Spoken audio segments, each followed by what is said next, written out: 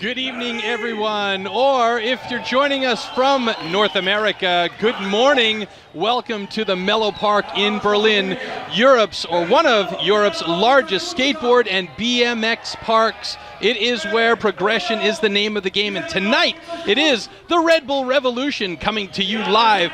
Troy Mannering at the helm with you, joined by Pete Deluski. Pete, there's a lot of craziness going to be going on here tonight. What's so special about this event in particular for BMX racing? This is a one-of-a-kind BMX event. Incredible track, nothing like anyone's ever seen before, a different format from last year's event. This year it's just going to take it to the next level of BMX, and you are going to see it here tonight in the Mellow Park thanks to Red Bull. Incredible jumps, incredible riders. It's going to be a great night. A lot of new additions to this track as well. I mean, this is the biggest track that we have seen in a long time, bar none, for BMX racing. And then we add in all these really interesting changes to the track. Talk a little bit about this track and these changes and some of the riders that we're going to see here tonight. The elements on this track are, like you said, unlike anywhere else. I mean, the first jump is a ski jump over the last turn. The guy's going to jump over the longest jump. It's 4 containers long. And then the track splits into 2 separate sections after what's been dubbed the Berlin Wall. It's the biggest step jump on any BMX track. People saw photos of it as they were constructing the track over the last few weeks. They said no one's going to be able to get over that. As we've seen already in practice, these guys, they are the best professional riders in the sport of BMX racing. They got over that, no problem. And like I said, right after that, there's 2 different lines. There's a flow line and the GoPro jump line. That's where riders will have to go. They will have, in each of the 2 motos, they'll have to go on each of those sides, and they're completely different styles of coursing. One's through that wooden rolling section, the other one's over those humongous jumps. So it's going to be interesting to see the riders hit those different sides of the track throughout the day. All right, and let's not forget, these are webcasted events. They're broadcast all over the world, and you folks out there can get involved at hashtag Red Bull Revolution. That's all one word after the hashtag. And check out the Twitter, Facebook, and the Instagram feeds of everything that's going on here. And I'm telling you, there's going to be a lot of that stuff. So make sure you get on there and check it out. And if you're tuning in close by or in the park, there's actually free Wi-Fi. But for you folks on the west coast of America or Canada, I don't think you need to worry about it too much. We're just going back to the track and talking a little bit about that, Pete.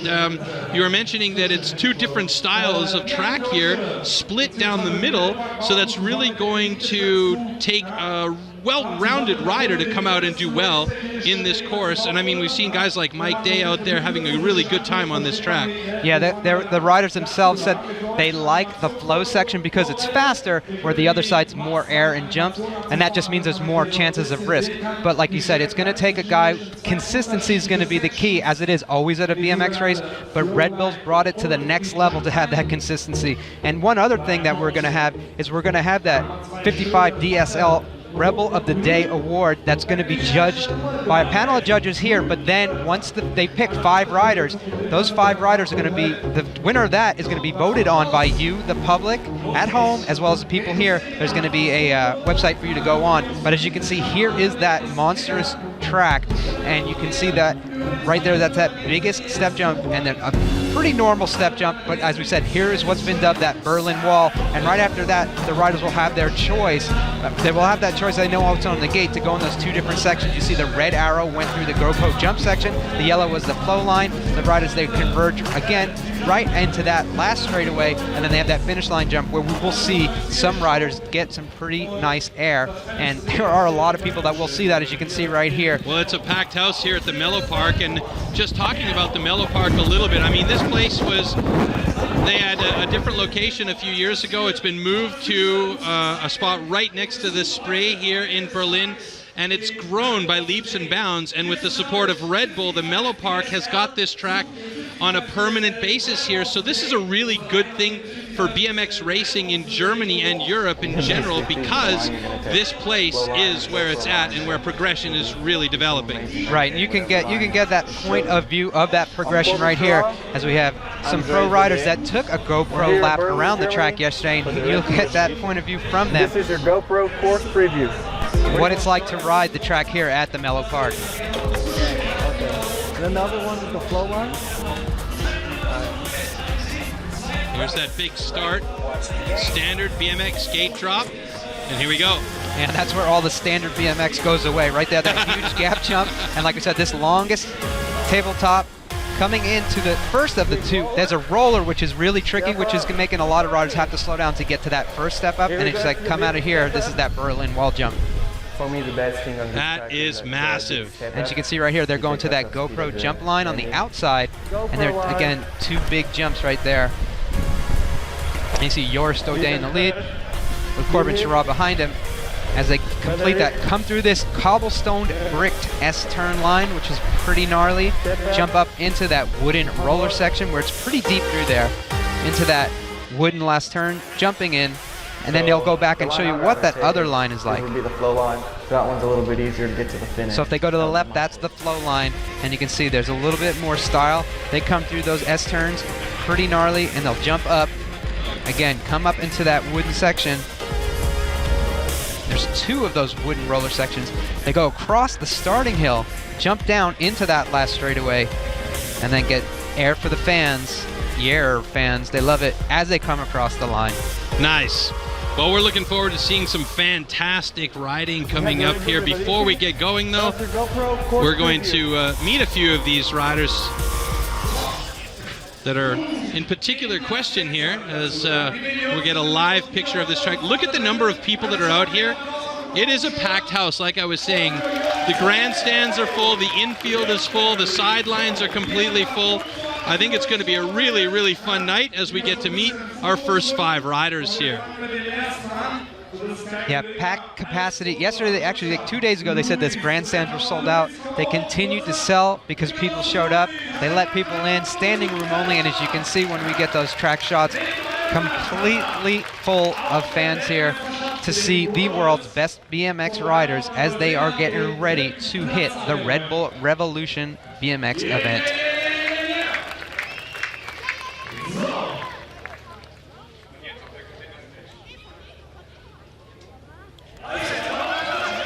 So from right here in Germany, that's going to be Louis Brethauer.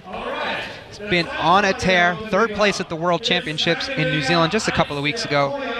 Rode here last year, loved it, and we're going to see some incredible racing from Louis. He's got that momentum on his side from the best race result that he's ever had with that 3rd place in the elite men's class at that World Championships. I believe he just came shy of going to the last Olympics as well with the German team, but I think that we're going to see some big moves from him and the Germans after having this course here. Something really massive for them to train on as well. Speaking of big things, right here, Twan van Gent from the Netherlands. He was the winner of the first Red Bull Revolution last year. He had a pretty gnarly crash last week, stitches in his hand. He wasn't able to ride the first day of practice. He toughed through it the second day of practice, and now he says he doesn't even remember about his hand. All he remembers is winning that race last year, and he wants to repeat that this year. Adrenaline will do good things for your healing.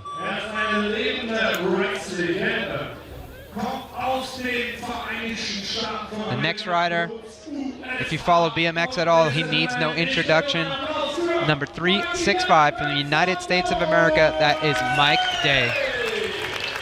And you can see Mike's hand's bandaged as well. He had a crash just a couple weeks ago on a mountain bike, strained his thumb, but same thing. He came the first day, wasn't able to ride, and since then he said, I'm looking at that track. He's like, that little bit of thumb pain isn't going to hold me back from racing, and he's out here. He's loving the Mellow Park BMX. Mikey Day was on the podium last year as well, so expect big things from him this year, 2013. Big representation here at the Mellow Park for the Red Bull Revolution.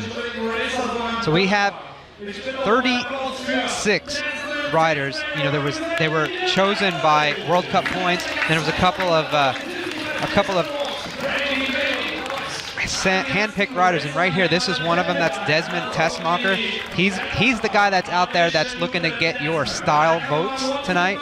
There you go. Flat pedals, no uniform, just all about purebred BMX in general. And he surprised a lot of people how well he's ridden this track.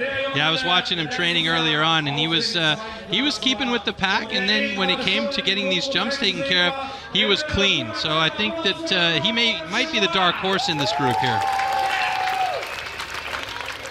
And the last rider to come through, riding for Haro Bikes, that's going to be Corbin Shara, another one of those Red Bull riders. Last year he was on the podium for the event. He wants to come back and be up there again, moving up to that top spot. We'll see Corbin silky smooth, got a lot of style, so we'll see what he's able to do tonight here as we get into the race action, where things are a little bit different. The way the racing itself is going to be is the rider's going to have 6 riders per heat. They're going to race 2 motos. The 2 riders with the lowest points will transfer on. The rest of the riders will move on to a last chance qualifier where they take the top 3 finishers, and those guys will move on to the quarterfinals, where that's all single elimination. But you see right here, here's how things work. That first moto, those guys will go to the jump line. Second round, they will go to the flow line.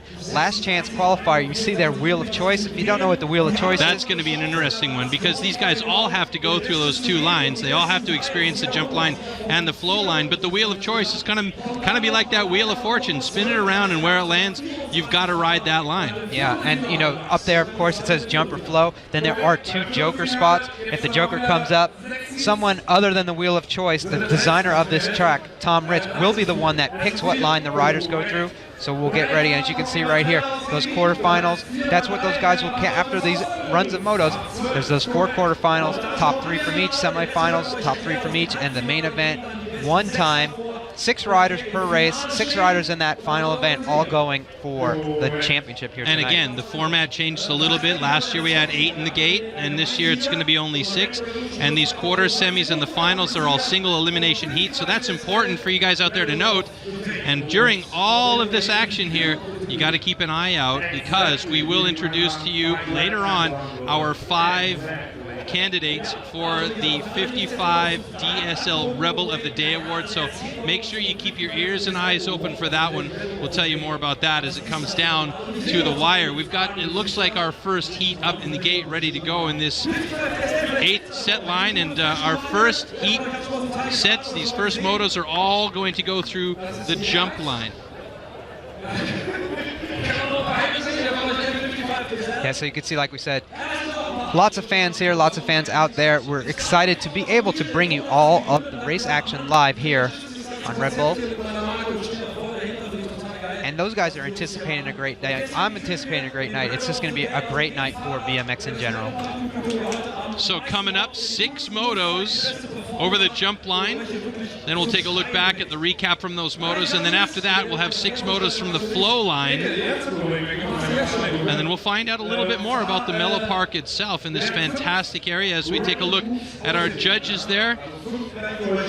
On the left-hand side, we see Tobias Vicke right there with the Vans t-shirt on, and he's one of those guys that's an original burly kid, plenty of power, lots of skill on the ramps, and he's a freestyler of purest form.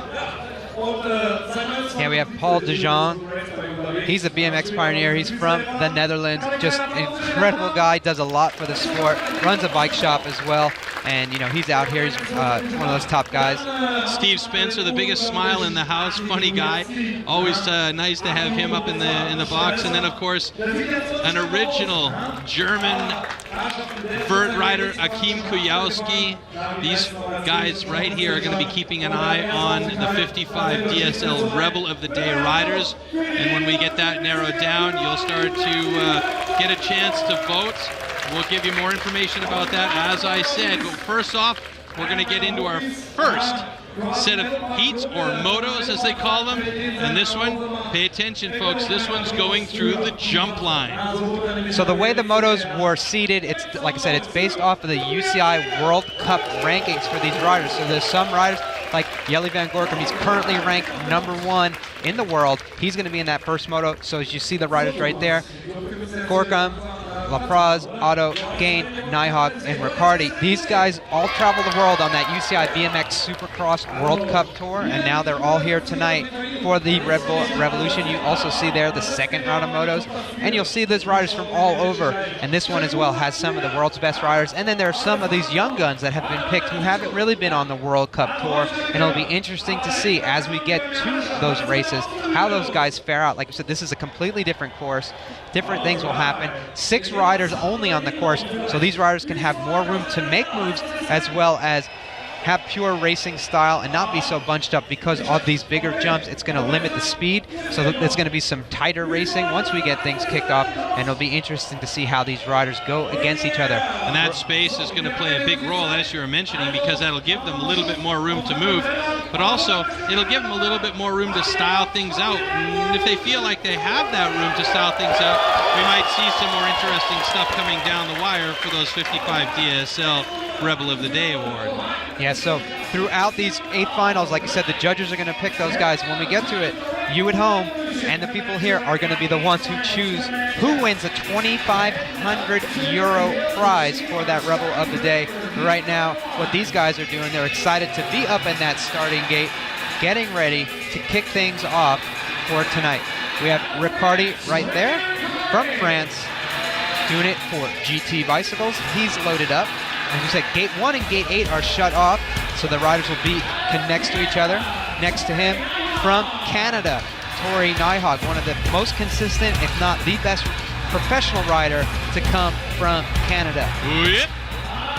Next up, a young gun, one of those young handpicked guys, Sean Gain. He just won the Junior Men's World Championship in New Zealand. Now he's loaded up with the Elite Men. He's still got one more year before he's actual true elite rider, but tonight he's up there with those guys. Be a good test for him as well to see where he stands against the elite riders. Yeah, right here we have Otto. He's actually a replacement rider. We had one rider that was injured. He was an alternate, so it's going to be interesting to see him. He hasn't had much time on the track, but what he has had, he really loves it. Another young guy right here, but no stranger to big victories. A past world champion in the junior class, Carlos Ramirez from Colombia.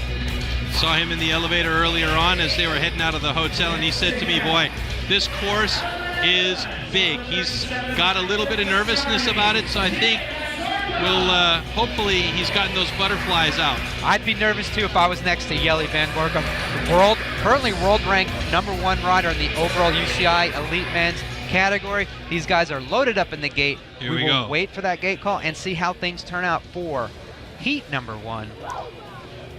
Here Heat #1, locked and loaded, Red Bull Revolution. This is where it all starts, folks. 2013 edition, and we're going to drop them.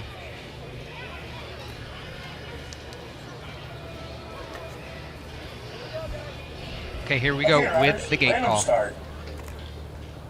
Riders ready, watch the gate.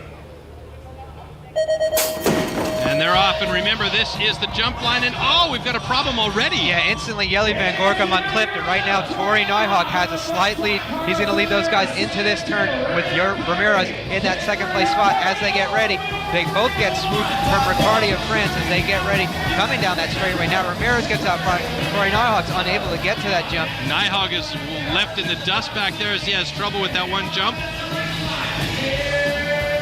So coming through, we'll see how things pan out. It's going to be Riccardi from France with Ramirez in that second place spot as they get ready to come around, and it's going to be Gain and the youngster that was picked just today to come out as they cross the line. It's going to be Ramirez with first, Riccardi in second, Sean Gain in third, Otto in that fourth place spot.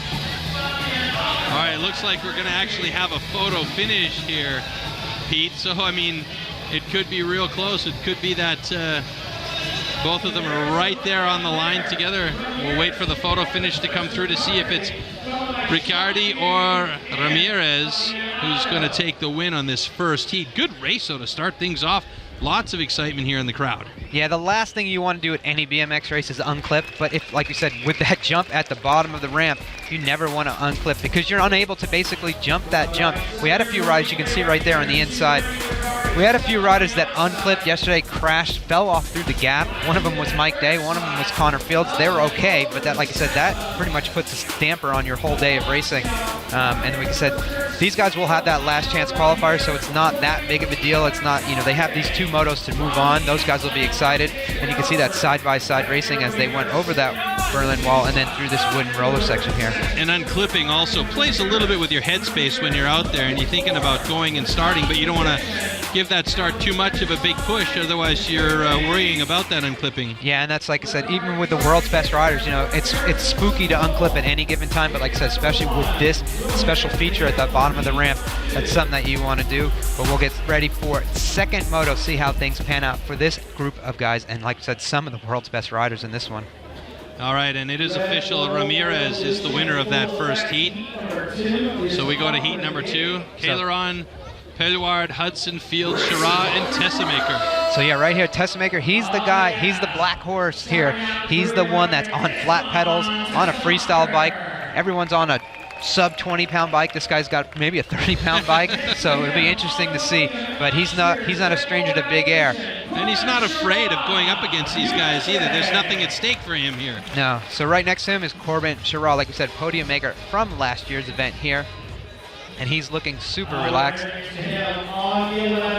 Number 11, doing it for Chase Bicycles out of the United States of America, Las Vegas. That's going to be Connor Fields. Had some success this year on the World Cup circuit. Unfortunately, a bad race at the World Championships. A kid right here who had an incredible race. He won 16-year-old World Championship title at the World Championships, Colin Hudson from the United States of America. Next to him, the newest French national champion. That's going to be Vincent Heluard. Been really fast, had an injury in the summer, came back pretty strong, and won that French national championship. And next to him, another strong Frenchman, Quentin Kaileron, another guy that's been successful on the Supercross circuit, and he's looking to take that success here tonight to the Melaport. Bring it on! Really like the way Peluard reacts with the people as well. There were kids all over him at the hotel earlier on, crawling all over his bike, and he was easy with it. Here we go. Riders ready, watch the gate. So the gate's down. It looks like Clarion has that cool and calmness as he's getting down that first straightaway. But Connor Fields and Corbin Chirac pop out from the outside. It'll be interesting to see. These two guys are incredible riders. Clarion has a good line, shoves Fields up a little bit, so as they get over that Berlin Wall, we'll see how they can get down as they get over this jump line. Tessemaker sitting dead last, but he's styling it out a little bit. His first jump out the box was a big grizz there, and then he goes for the tuck no-hander there.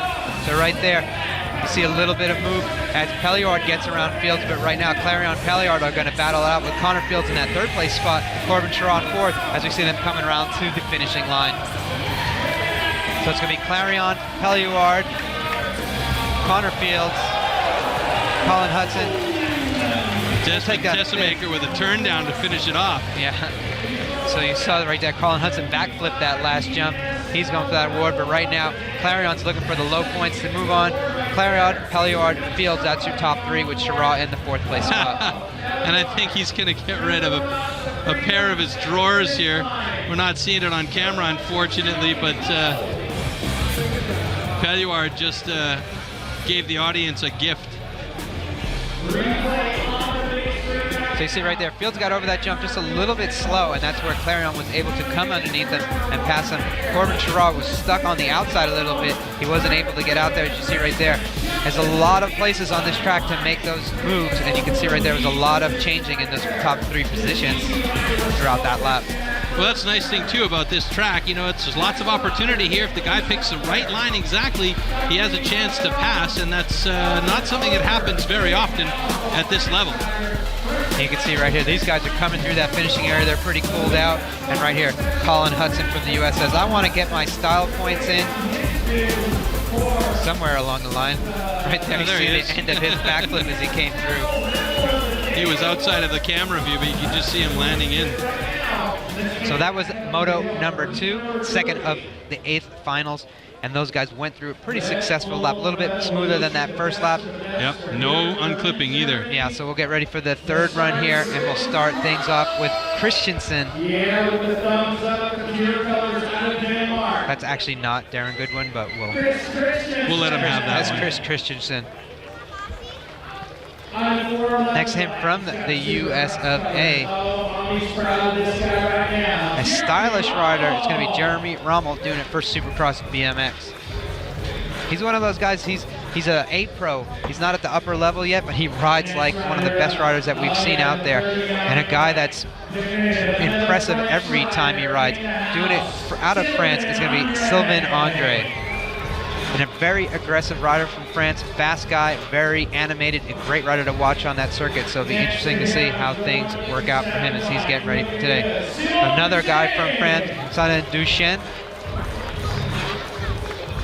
Interesting to see how things work out for him. Next to him, the number 121. This guy's all serious and all business. Raymond van der Biezen. just one of the best riders from the Netherlands, an impressive guy on that World Cup circuit. We'll see how things work out from here at the Red Bull Revolution. All right, here we go. Here we go with that gate call. Random start. Riders ready. Watch the gate. The gate down, and from the middle looks like it's going to be Sylvain Andre, and then Sylvain Andre and Van der Biesen are all out there. This is only a 5-man heat on this one. Yeah, Darren Goodwin actually crashed earlier in practice, so he's unable to compete. But right now, Jeremy Rommel pops out in that lead spot, gets around Van der Biesen. Van der Biesen has a little bit of a bump right there. So we'll see how things, Sylvain Andre's in that second place spot. We'll see how they get through as they go through these S turns, coming out the end of this into that wooden rhythm section. But right now, it's the 157 of Duchenne who has that lead. Second place, Sylvain Andre. Third place is going to be Rommel. As they come across the line, it's going to be Duchenne, Andre, Rommel, and then Van der Biesen in that fourth place spot. Oh, and we got another backflip. It was expected that we were going to see a few of these happening during the night, and I imagine that we're going to see a lot more. So you saw right there, Duchenne had a great race with Sylvain Andre. Right there, you can see how serious he is on the gate. When the gate dropped, it looked like he was all business as he got things done. I mean, Raymond Van der Biesen is a guy that's never really makes mistakes, and he's a guy that's really difficult to get around. But as you see right here, in that lead going into the first turn, but the guy's kind of slowed up a little bit on that step-up jump. That step-up jump's been giving the Dutch riders a little bit of trouble, and it seems the French riders had a little bit more style as they were able to get through it pretty smooth. The other thing too is if you miscue any of these jumps and you land too far down, or if you tag the top, then you're going to slow down considerably, and that's going to give advantage to the guy that's chasing you. Yeah, and you see right there, Christensen said, now I'm back in the pack, but I'll do it for the fans, do it for that DSL 55 award. Does a backflip, brought the crowd to their feet, and now we'll get ready for the next of the runs. We'll start out with one of the incredible riders, number 9. It's going to be Joris Daudet doing it for GT Bicycles.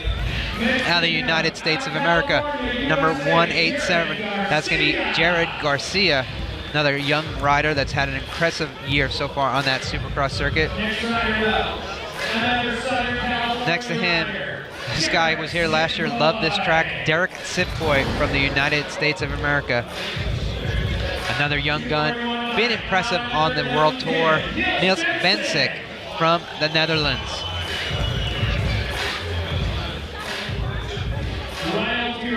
Next to him, from Switzerland, that's going to be Renaud Blanc.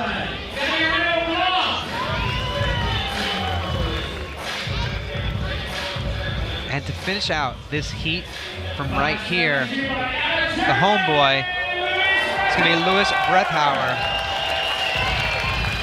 Looking forward to seeing him ride, actually, because I watched a feature on him not too long ago, and their training regime here for the German team is pretty intense, and he's really come a long way.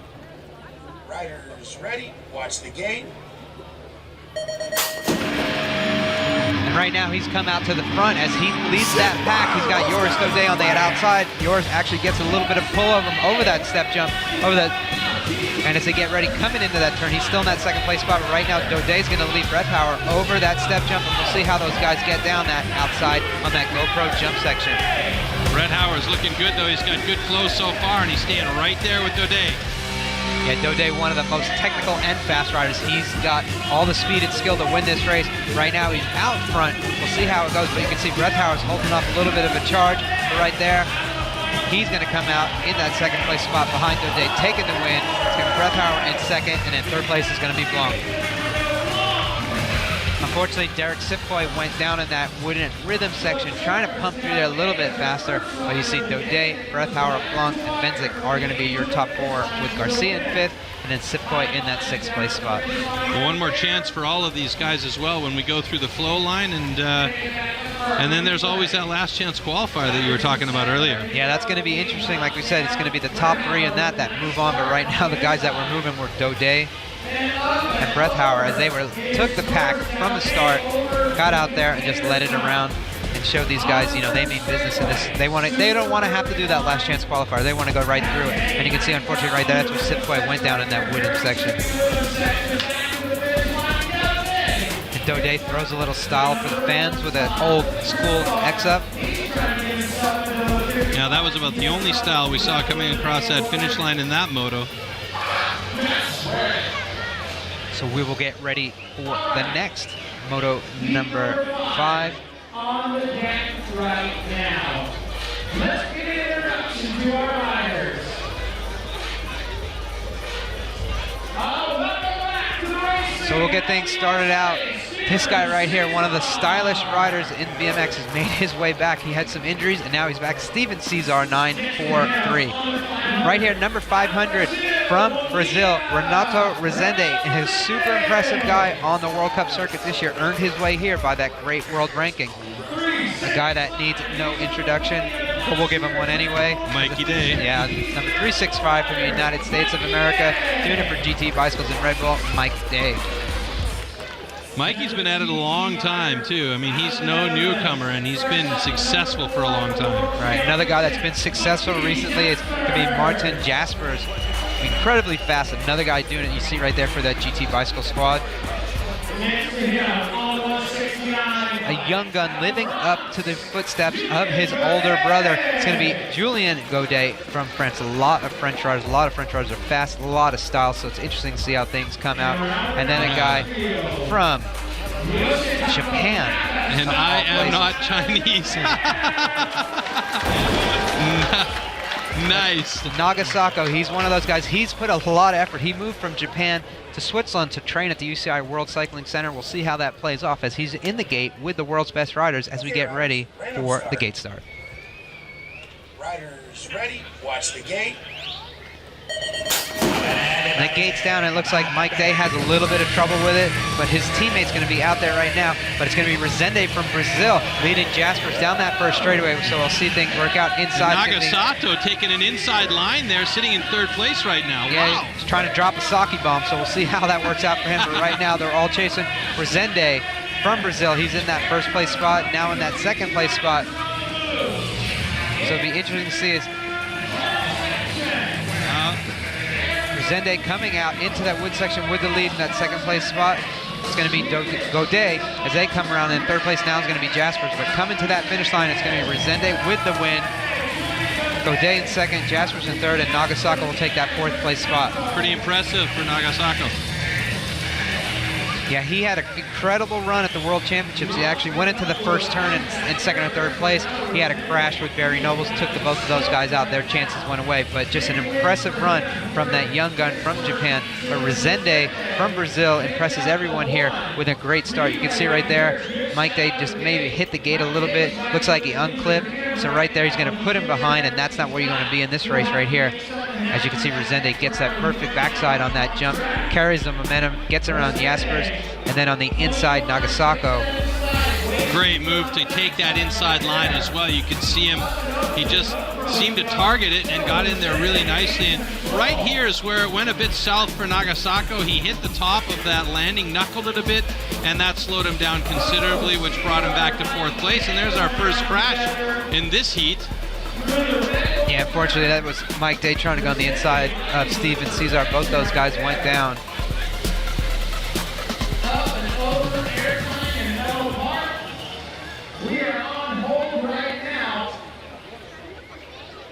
So yeah, unfortunately, Mike Day and Steven Cesar went down.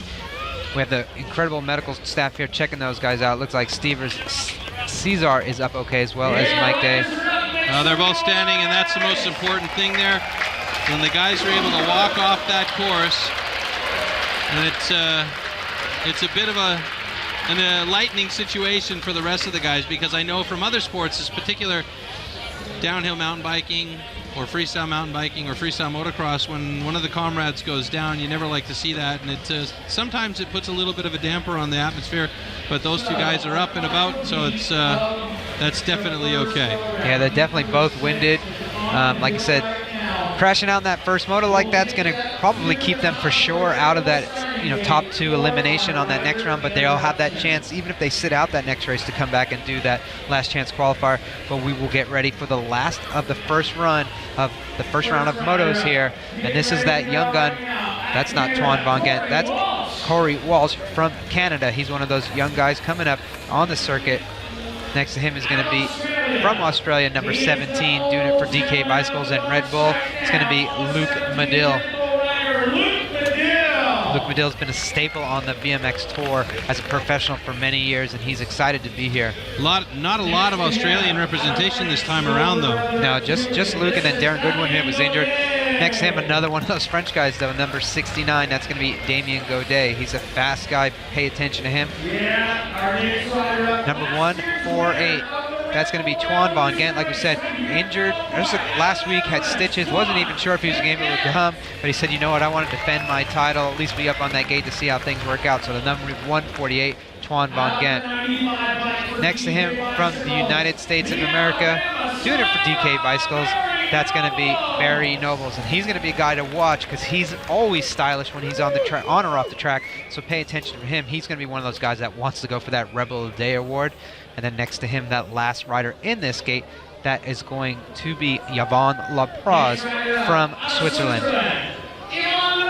Yvon moved to the United States of America to train, and right now he's excited. It's another one of those guys, just loves to race. He'll go anywhere for a great race, and great racing is what we hope to see as we get ready to drop the final of the motos, moto number 6 here in the first run.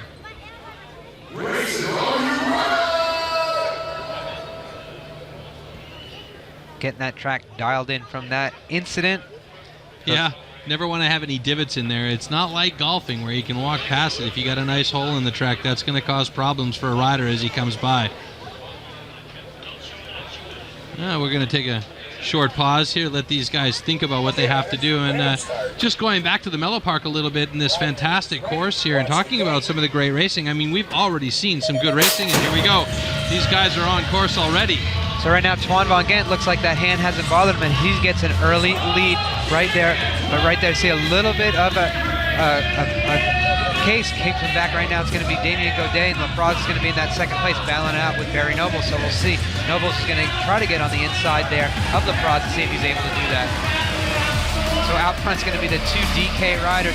Stylish, one from France, one from the United States of America. As they go through that run, unfortunately, Tuan Van Gent's whole lap is going miserable for him. That's not what he wants to be with that injured hand. But where you want to be is out front. That's where Damien Godet is right now. With Barry Nobles in that second place spot, as riders come around, Barry Nobles says, I'll take second place, and I'll also give you fans a backflip. Third place, Lapraz. Fourth place, Medill. And then fifth place is going to be Tuan Van Gent. That landing by Nobles was a little bit questionable, I got to tell you, though. Yeah, he used all his effort getting around that track, because you saw his start wasn't that great, but it's not the start that's judged, it's that finish and where those points are. Like I said, low 2 points, you want to be in the top 2. And right there you see a really good start by Tuan Van Gent. You see the 2 DK bookends right next to him, but you can see right here where Tuan got over that, over-jumped that jump a little bit, that sucked it up, and just enough for Damien Godet to get around him. And again, it comes down to that timing that we talked about early on in the show here. If you don't have it just right, get that backside landing to keep that flow going, you're really going to lose a lot of speed, and that's what happened there for Tuan Van Gent. And like I said, Barry Nobles maybe out of a little bit of steam, but you know what? He got a little shady on the landing, but he landed it. So. He needed a panic rev there to get himself around. So that'll wrap up the first run of the motos for these guys. Now we'll come back, like I said, those guys are going to go on the flow line the next time, so you're going to see them ride on the different side of the track. It'll be interesting to see the difference of the track. We've got some time, so we can compare the times once those riders go through there, but I'm pretty sure that the flow line's actually a little bit faster, so we'll see it. And we're also talking about, they're not flying through the air as much this time. They can keep the pedal to the metal, so to say. And, yeah, like you say, probably some faster times coming up.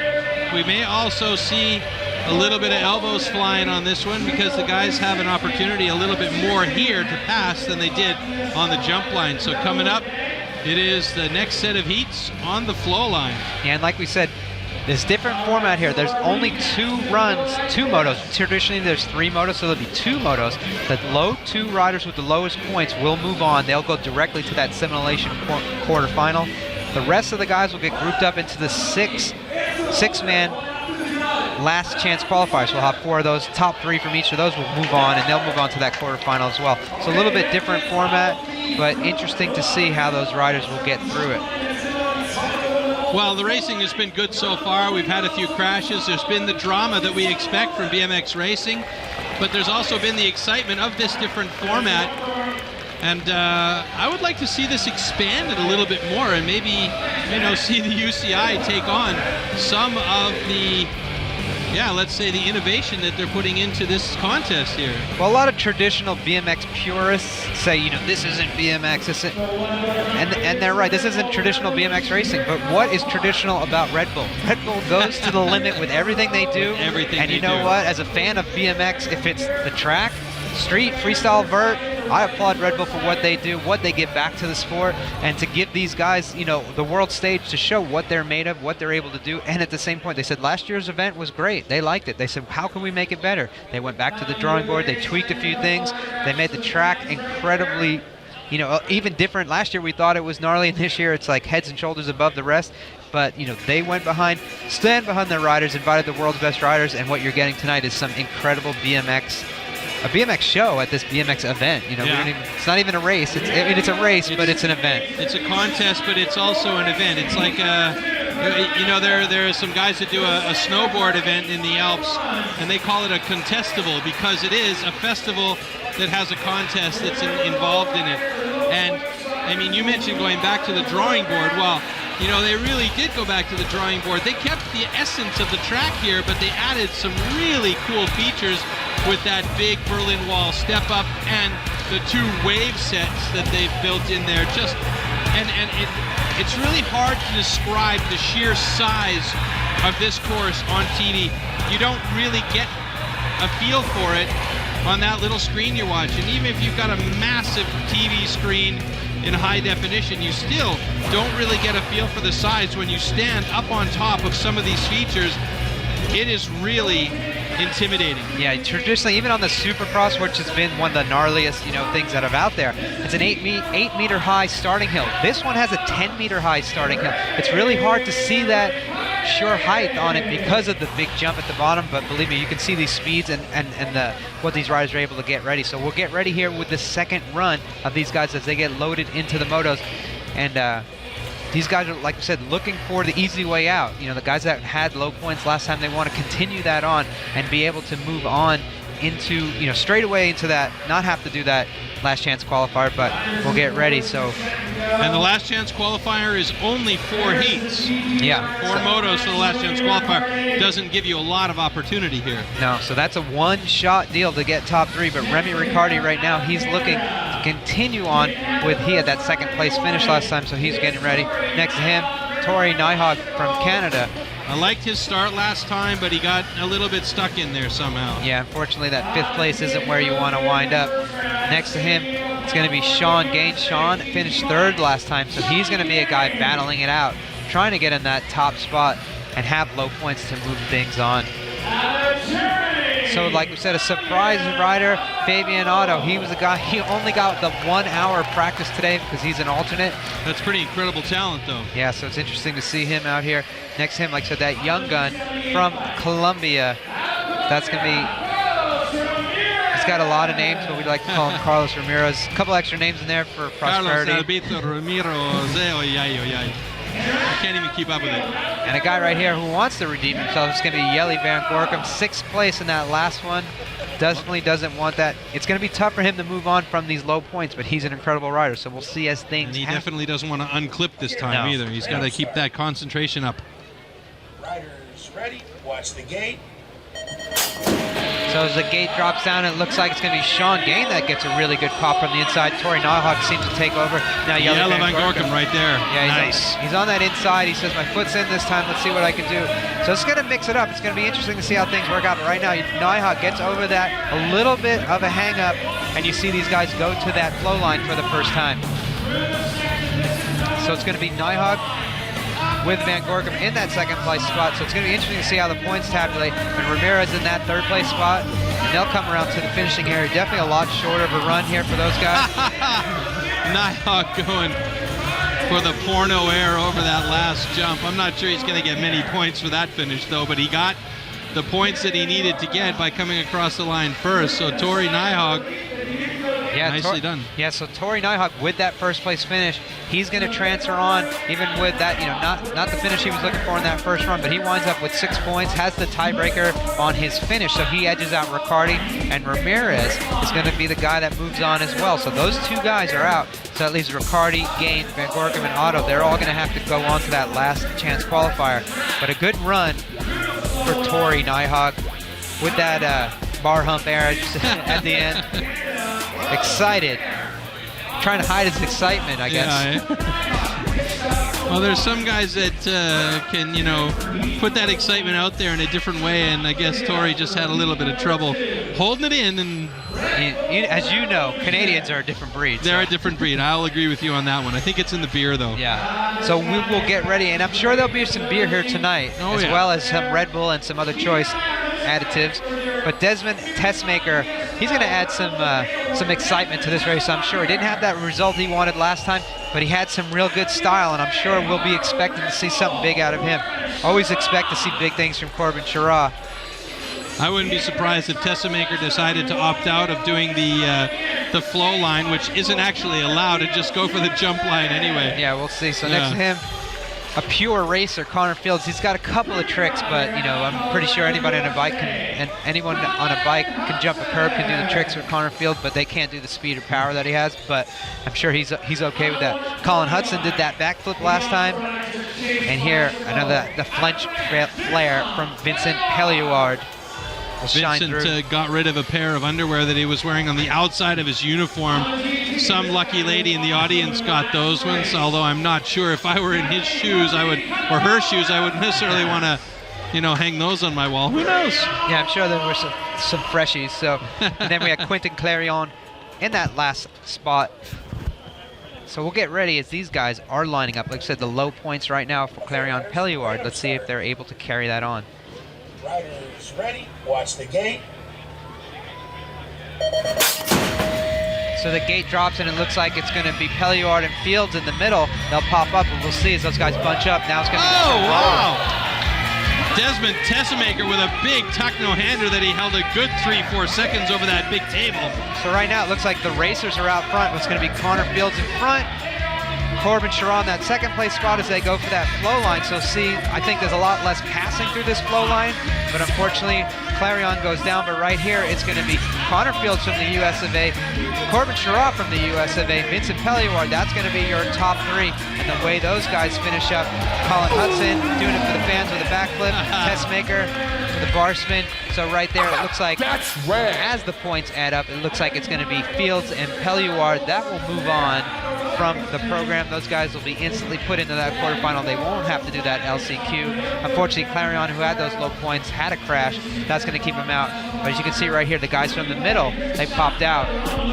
Fields in that blue uniform gets out front with Sherratt on the outside. Pelliard's in the inside. Clarion. Look at that tuck-no-hander by Tessmaker. Hoffmonian style. The Condor is in the house again. And so right from here, from after that step jump, it was all about pure racing as they go through this flow line, and Connor Fields flowed right through it and flowing a backflip. That's going to be that young gun, 16-year-old Colin Hudson from Colorado. And then you saw that nice can, knack from Tessmaker, 2 tricks in 1. So he got double bang for his buck. But it's going to be Fields and Pelliard that have the low points. Those guys are going to transfer on into that quarterfinal. And there's always a chance that Desmond Tessmaker with his tricks might take the Rebel of the Day from the 55 DSL, so we'll see. Yeah, and that's a €2,500 prize for the guy that you vote on at home when we get ready to that voting section. If he's picked as one of the top 5, but right now he looks like he is going to be one of those guys who's got some great style. So we'll get ready for the second run here. Moto number 3, Chris Christensen. An impressive rider, young gun. And he's looking to make a name for himself. Again, next to him, it's going to be Jeremy Rommel, doing it for Supercross BMX out of the United States of America. He's a really stylish rider, so expect to see some style come out of him. And like I said before, ultra animated Sylvain Andre.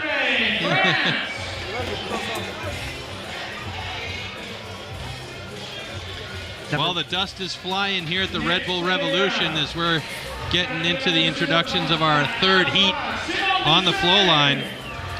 Simon Duchesne Another French guy, and next to him, incredible rider, Raymond van der Biezen. Always serious looking, but like I said, when he gets on that track, it's all business. So we'll see how things work. And unfortunately, Darren Goodwin is a DNS for this run as well. Crashed in practice.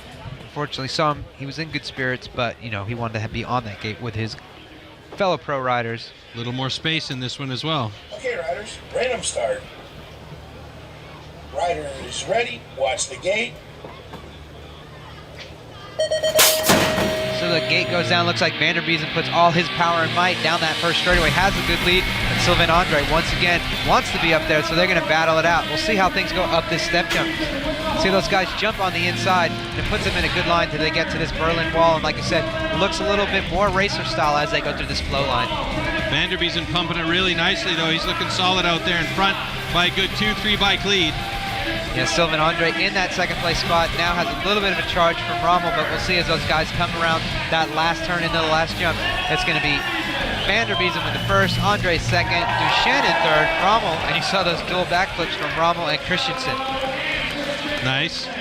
Van der Biezen not wasting any time just to get across that finish line. No style or anything about, trying to get that 55 DSL Rebel of the Day award under his belt. He wants to be on the top of that podium today, by the way he's riding in that heat. Yeah, so what he did there was he put the confidence back in his head for that LCQ, because even with that win, that first place result wasn't good enough, so he's not going to make it out. It's going to be Duchenne and Andre that both move out. Those guys have the two lowest points. They both have 5. Unfortunately, van der Biezen, he had a 4th and a 1st, so that was a pretty competitive race right there.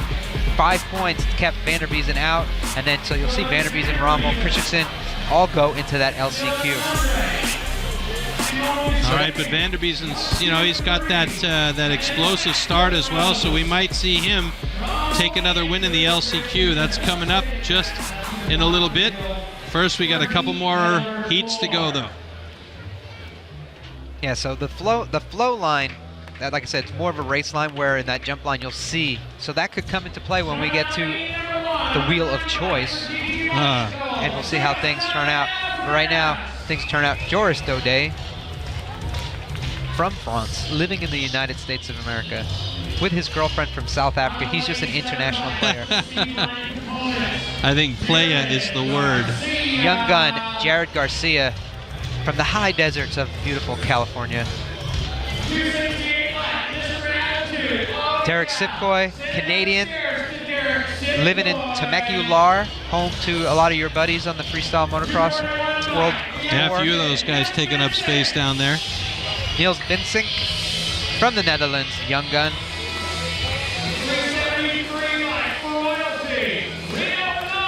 Blanc from Switzerland. He looks motivated. He wants to be like a fine Swiss watch and flew it tonight. But right now, it's all about the German efficiency of Louis Brethauer. Well, he had a great start. I was really surprised by his start, but more surprised by how well he managed to hold on in that first heat. Yeah, so Daudet had that first place spot, Brethauer in second. Those two want to ease their way through. We'll see how things go as the gate gets ready to drop. So the two fastest guys are on the outside of each other, and right now it looks like they're going to converge as they get over this box jump, but it's going to be Daudet who has the lead. We'll see as he cuts over, because he knows that inside line is where Brethauer wants to go, but right now it's going to be Daudet. He's got a little bit of trouble, but he gets over that jump and he gets to that flow line first. Yeah, he's gotten back a little bit of that momentum in here. Brethauer holding down second for the moment. Yeah, so this is how that first race went. We got a little bit of a charge there for that second and third place spot, but right now it's going to be easily Daudet taking the top spot, Brethauer in there. So that's the most consistency that we've seen out of any of these laps. The same result both there. So Daudet and Brethauer will both move on straight into the quarterfinal. The rest of those guys are going to move on to that LCQ. And the fans here at the Mellow Park in Berlin are going to be going completely bananas when they see Brethauer locked and loaded in that gate for his next round. Yeah, and as you see, the two fastest guys, one was in gate 2, one was in gate 7, and right there, Daudet had the speed, the power, even with a little bit of a hang-up on that jump, but he's just a purebred fast racer. Went on that inside line because as he's watched a lot of these guys go through there. Oh, he's even styling it out a bit. Yeah, he got. I don't know if that's going to give him any stop points for that The bar humper rider just of the doesn't day. count. But you know, right there a little bit of it's a whip Saturday night, sideways Saturday, and another trick there. And the sideways was, I don't know. That's taking it back to the Gary Turner days, huh? So we'll get ready for the last of the rounds. We got two more motos left. And you see Brett Howard's doing it for his home country fans, giving them what they want, giving them. And this next heat is only going to be a 4-man heat because Mike Day and Cesar, we will not see them racing. It's already been established. They will not start because of that crash in the earlier heat. Yeah, that's unfortunate. Well, we will see if those guys are able to make it back for that LCQ, but right now it's going to be these 4 riders, Resende, Godet, Jaspers, and Nagasako. They got first, second, third, so they have low points, so this could be easily jumbled up. We'll see how things go. Nagasako's got a big opportunity here. Yeah. So right there, Martin Jaspers. He had that third place finish in the first round, so we'll see how he's able to go. Godet, Julian Godet was a surprise with that second place. He's a fast rider, but with some of the world's best riders in his heat, it's interesting to see him with that second place. We said Nagasako shocked everyone at that World Championships. Fourth place in that first round isn't what he wanted to get, but he wanted to get the point. This is definitely an opportunity for him because he had a very fast start, actually. He was right there, and then he just lost it around that one corner when he tagged the top of the hill. Yeah, this is the type of track where you need to be consistent with your speed. Can't scrub it anywhere, so we'll see how things go out as we get ready for the gate drop. So this time it's going to look like it's going to be Jaspers with a good start, Nagasako on that inside, then Resende is going to power his way from the outside. A little bit of a chop. We'll see how things go. Nagasako cuts on that inside, and he moves in the second place spot. Oh, wow, what a great speed around the outside. Nagasako gets caught on the Berlin Wall. Yeah, Godet, Nagasako tagged a little bit and left the front up for Jaspers and Resende to battle it out as they get around this track. So these two guys don't really need to do anything but to roll across that finish line. Yes, so Jaspers and Resende will be your top 2 finishers, and I believe they have enough points because Julian will have 5 points. So yeah, so those 2 guys will be the 2 that transfer out of direct of the motos, and unfortunately for these other guys, they will all go to that LCQ. Well, the last chance qualifier is going to be interesting because there's some good riders moving on to that. So those guys got bunched up by that. You know, they all dive bombed each other, and then as you can see now, that's where it's taking some of that speed, because that step jump, that Berlin Wall step jump, is incredibly tough to get over in control, and then to be, you know, lose your speed, have to regain yourself, composure, and get back up. It's pretty tough. And let's not forget, from a visual standpoint, you're coming around that bank turn and staring at a big wall of boxes that you have to clear in order to get on top. Yeah, and you saw Resende there had a little bit of a bobble, didn't get all the way over that tabletop jump down that first straightaway. So when those guys bunched up, you see right there, that's where Godet had his trouble, and Nagasako was behind him, and you see right there, they touched ever so slightly, and it was just enough for both of those guys to lose the momentum to not be able to make it up over that wall. Nagasako definitely getting the worst of that effort. Nagasako's not going to happen this time. He's not going to move straight on, but he's going to move on to that LCQ, but he's still smiling as he comes across the line.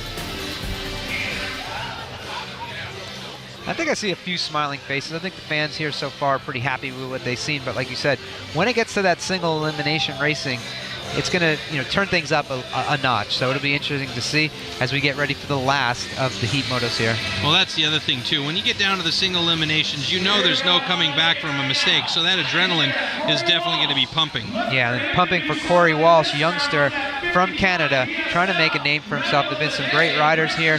And Corey Walsh is really one of those guys that wants to put his name on the map, and tonight it could happen in this moto here. A guy whose name's been on the map of BMX for many years, Luke Medill from Australia. Luke has a Supercross style track in his backyard that Red Bull built for him, so he has an 8-meter starting hill, so he has a lot of time to ride on it. Yeah.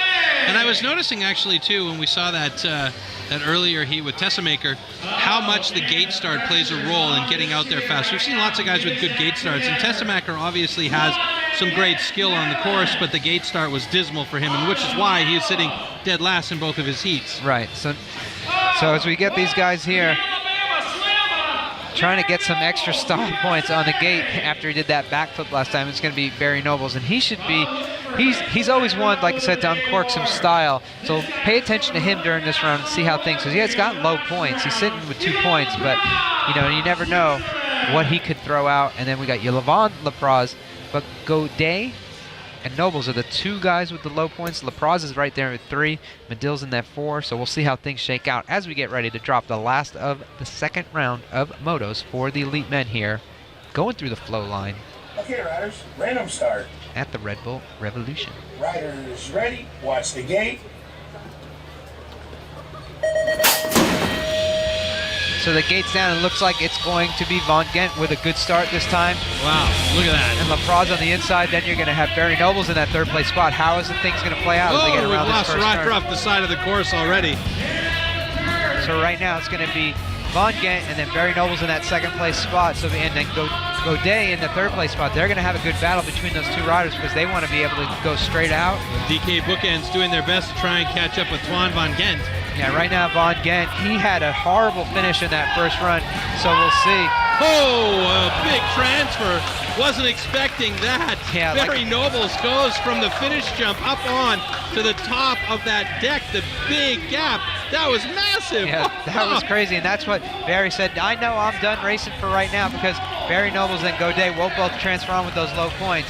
But as you can see right here, Barry had a good start down that first straightaway, but Von Gent was trying to make up for his bad race in that first run. Yeah, he was just on fire there. Yeah, unfortunately, Lapraz crashed right there, and then it was interesting to see the DK Bookends as they came around. Lapraz had a good run going down that first straightaway, but he tried to jump on this inside, carry his speed, go, and you can see just up the face of that jump, unfortunately. You see Barry Nobles right there, transfer from the finish line. I mean, the finish line's before that jump, so he's already crossed the line, as well as Corey Walsh said, I can do that too, big guy. And that's a minimum 10-meter gap that those guys just cleared. So you've got to know that you can do that. Otherwise, you're going to end up eating some speaker, because that's all there is up there. Speaker and metal containers that they've built that big stage on. Yeah, so both Walsh and Nobles threw their hat in the ring for that Rebel of the Day award. We'll see how things pan out. The judges look to be scrutinizing over what's been going on, and I think that would constitute some incredible style. I'd say so. So that's going to be the end of the motos for these guys. It's going to be interesting to see, like you said, now, the next riders, they'll move into that last chance qualifier, so it'll be interesting to see a little bit different type of event for these guys. All right, well, the event here is hosted by Mellow Park, and as I said off the top of this show, Mellow Park is one of Europe's largest skateboard and BMX parks, and it's got everything basically that a person could want in a place to come and ride. Indoor, outdoor, BMX, Skateboard, and everything in between. Der Mellow Park bedeutet für mich Stress abbauen und Freunde treffen. Park has become my second home, he says. That's Jeremy Boy.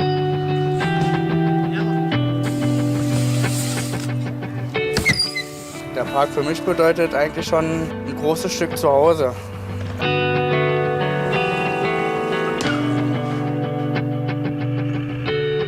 Ich finde es halt echt cool, dass der Mellow Park halt so mehr oder weniger eine Familie ist. So, jeder verträgt sich eigentlich mit jedem und ja, man kann ja coole Sachen zusammen machen mit Freunden, Bekannten.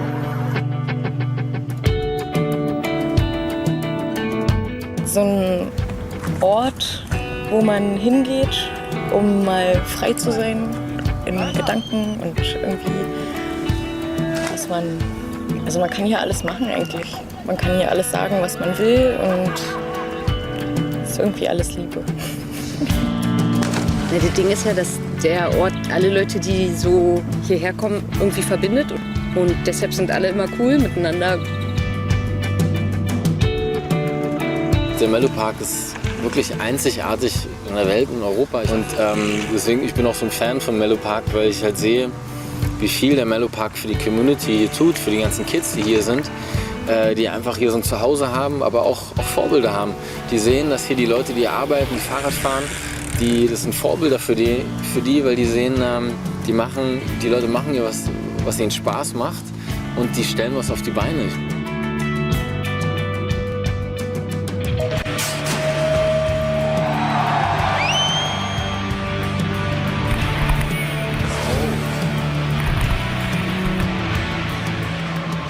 Red Bull Revolution 12 war ein Banger, ja?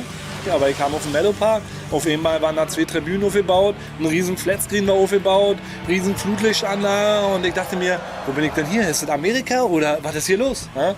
Also das war einerseits fremd, allerdings hat mich schon natürlich auch stolz gemacht, dass wir sowas zusammen mit Red Bull möglich gemacht haben. Red Bull Revolution 2012. Und nach dem Red Bull Revolution wollten plötzlich alle Racebikes ausleihen. Schulklassen sind gekommen und sind die Rhythm Section von diesem Racetrack gefahren. Und unsere Kids, die eigentlich sagen, hey, Race ist uncool, ja, sind auf einmal auf ihre Fahrräder gestiegen und sind den Racetrack gefahren und hatten danach ein riesen Lachen im Gesicht. Red Bull Revolution 2013 wird wahrscheinlich mega krasser. Und nochmal rumgelaufen ist, ich meine, da hinten, ich glaube, die wird Berlin Wall genannt, ist der Hammer, ein riesen Hügel. Und ich bin mir sicher, dass das echt wieder absolut geil sein wird, den BMXern hier zuzuschauen.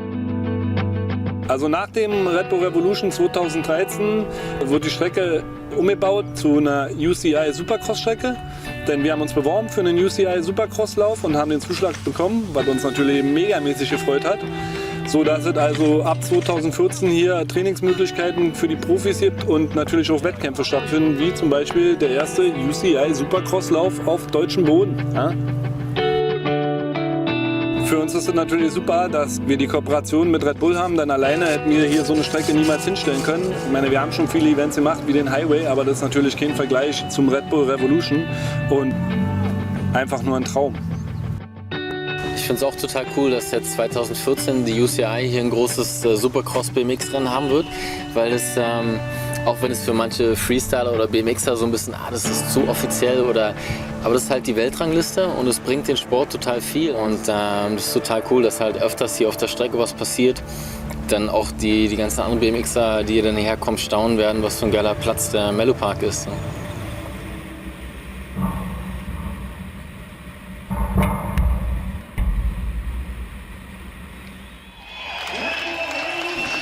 Well, there you go, the Red Bull Revolution in the park here at the Mellow Park in Berlin. There is nothing really like it anywhere else in the world.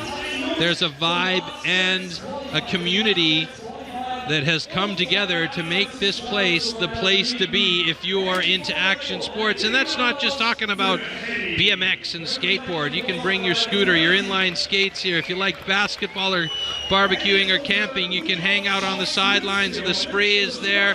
And now we are here at the Red Bull Revolution version 2013, looking forward to our last chance qualifier. And this is where it gets interesting with this particular thing right there, the Wheel of Chance. Yeah, so what they're going to do, as we said, they're going to spin that before each of these 4 of the last chance qualifiers, and that's going to determine where these guys go on the track. So they're not going to know until they get up there. You know, it's not that much of something that's going to fall into those guys' heads as they get ready up there. You know, they one or the other, so they're just looking forward to it. But just to add a different element to the last chance qualifiers. Yeah, the slight element of surprise, and you never know. A guy, you know, like Desmond Tessemaker up there in these last chance qualifiers might say, okay, I would rather go on the jump line, and he gets the flow line. That you know, it might be an interesting turn of events for him, or who knows, for other riders that prefer the flow line, the jump line may be the choice that happens up on that wheel and could make the difference of whether or not they move on to the next round. Right, and then like I said, there was those 2 spots on there that say Joker, and you saw that Joker, Tom Ritzenthal, the guy who built this track, builds all the tracks for elite tracks in the Supercross series. He's going to pick it if it lands it right there. He's going to pick it with that paddle. If it lands on Joker, it's going to be up to him which way those guys go. So you never know if he got some... And he looks a bit devious. Yeah, it looks like if he got a bribe before things started. So we'll get ready, and like you said, The Rebel of the Day award is still up, still going to count for these guys, so we'll see. It's interesting to see who's going to throw some style in lieu. You know, if they're not in that qualifying positions, it's going to be the top 3 from each of these races that move on. But look for Desmond Tessemaker to have some incredible style if he's not in that top 3 of how he will go, as he wants to get, you know, if he's not going to move on from tonight's program, he wants to move on into the voting for the Rebel of the Day award. So pay attention to these guys as we get ready to load up the gates. Well, I just snuck a peek over there at our judges. They're sitting right next to us, and I saw a couple of names. Although I'm not allowed to divulge any information until we get the official call from our judges. But yeah, it's interesting how that's going to turn out, I think. So see the riders coming up the top of that ramp. We'll get ready. As we said, we're going to have the 6-man motos for the LCQ. And it's going to be, you know, the who's who. Like I said, the top 2 guys moved on. And we have, you know, had the world's best riders all in attendance. So now it's going to be even down. Like I said, just the top 3 are going to move on. So it'll be interesting to see how things play out. It'll be interesting to see if Mike Day and Cesar are able to get back up and do this race. But these guys have been scrambled, so it's a completely new rack, different riders, as we get ready for these last chance qualifiers. I'm looking forward to this here.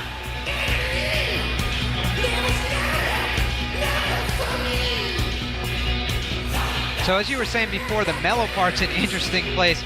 And you know, just to sum it up a little bit more from what you were saying, you know, Troy showed up with his son. Troy's a late 20, early 30s. You compliment me. Gentleman, and he has a 4 or 5-year-old son, and he had his bike to go ride in the flow park, the pump track, and your son had his scooter or his small BMX bike ready. BMX bike, and yeah. they both have places to ride here, so that's what this is all about, bringing people together, all different facets of BMX to join. A friend of mine said to me one time, because I said, yeah, I like to go to the pump track with my bike, and he says, yeah, you know what the pump track is though, right, Troy? That's dirt jump for old men. So here we go. We have that wheel of choice goes to the jump line. So like you said, the jump line is going to be interesting to see because Tessemaker, you know, I'm sure he prefers that jump line because he's got a lot of skill. And he's in this race, he's got that jump line. Anything, you know, there's more opportunity for someone to advance because the jump line's, I think, a more difficult track, more chances of people crashing. So, you know, that could shake things up as well. Yeah, and I like the fact that Tessemaker really, you know, I think for him, like I said, there's no pressure. There's nothing at stake for him. He's just out there having a good time. He was a late and last-minute invitation by the guys here at Mellow Park and Red Bull, and it's fun to see him out there and just putting on a show. Even if he's coming in dead last in these heats, for him it just doesn't matter. He would say it's egal in German. It's okay, and he's just having fun out there and putting on a show. And because of that, I'm pretty sure he's going to be contending for that 55 DSL Rebel of the Day as our heat is now on course. And what these guys are competing for is top 3. And you see Tessemaker do a huge backflip. So right now it's going to be Twan Von Gent, and it's going to be Sean Gain in that top 2. Third place is going to be Corey Walsh and Derek Sipko in that 4th place spot. So as we said, top 3 here move on to the quarterfinals. The rest of those guys, their night is done. And right there looks like Corey Walsh gets hung up. Maybe a little bit of a trouble, but right now there's no trouble for Twan Von Gent as he's out front. Sean Gain in that 2nd place spot. And just a quick note back on Tessemaker. I mean, again, he's dead last, but he had everybody up here in the stands and on the ground. They're on their feet when he did that massive backflip over top of that. So there's singing, and something's happening here. What's going on? Another transfer up onto the box. Oh, and a 360 to finish. So Twan Von Gent, Sean Gain, and Derek Sipko will all move on to those quarterfinals. The rest of the guys aren't going anywhere, but it looks like Tessemaker really now said, you know, I definitely want to be one of those top 5 riders for the 55 Diesel Rebel of the Day award. And that humongous backflip, I definitely put him at the top of my list. Humongous is definitely the word for it, too. I mean, that thing is what? How wide are those boxes? They're about 2.5 meters wide each, so that's 2, 5, 10, that's about 14, 15 meters distance that he jumped in a backflip. That is incredible. And you can see right here, even boosted that section through the jump section. While up front, it was all business for Twan Von Gent, Sean Gain, and Derek Sipko as they were battling it out for that top 3. Corey Walsh said, I'm not going to make it out, but I'm going to give it 360 for the fans. maybe I'll be up for that award. But as we said, those three guys, Von Gent, Gain, and Simple, all move on to the quarterfinals. As we get ready for the next one, it's going to be Chirac, Riccardi, Rommel, Christensen, Clarion, and unfortunately Steven Cesar will not start in this last chance qualifier. So we get ready with that wheel of chance. I kind of hope it hits the Joker. Oh my goodness, it's the Joker. Let's see what we get. Speaking of jokers, Tom Ritz, he's the one that's up to choosing which of the lanes these guys will go through on that lap. It's going to be Tom. It's going to be the flow line by the looks of it. All right, Tom decides on the flow line. Hey, Mike, Mr. Redmond in the camera. Legendary announcer for the voice of BMX. As we get ready, these fans here are excited to see. Oh, that's a jump line. Excuse me. You're right. So that guy, that joker right there is the guy that built this track, built all of the Supercross tracks on that UCI BMX Supercross circuit. But right now we're all about LCQ number 2, Steven Cesar, Corbin Chirac, Riccardi, Clarion, Christensen, and Rommel already going for those top 3 spots to move on. Here we go. The gate's down and it looks like it's going to be Corbin Chirac has a good start, Clarion as well. We'll see those two. And then Rommel's out on the outside, so we'll see how things go through as they go through this first turn. Something that we should note too is the guys coming out of the gate, that big long 10-meter high start ramp gets them going up to 70 kilometers per hour before they hit that first jump. So that's pretty incredible speed. That's a lot higher than your average UCI speed. Incredible speed right now coming from Corbin Chirac from the United States of America. He's out in front, gonna lead them into that last turn with Riccardi in that second place spot. So Chirac, Riccardi, and Clarion will all move on. Unfortunately, Rommel and Christensen won't. Christensen said, I'll move around 360 as I do a backflip. But Chirac, Riccardi, and Clarion all move on to the quarterfinals.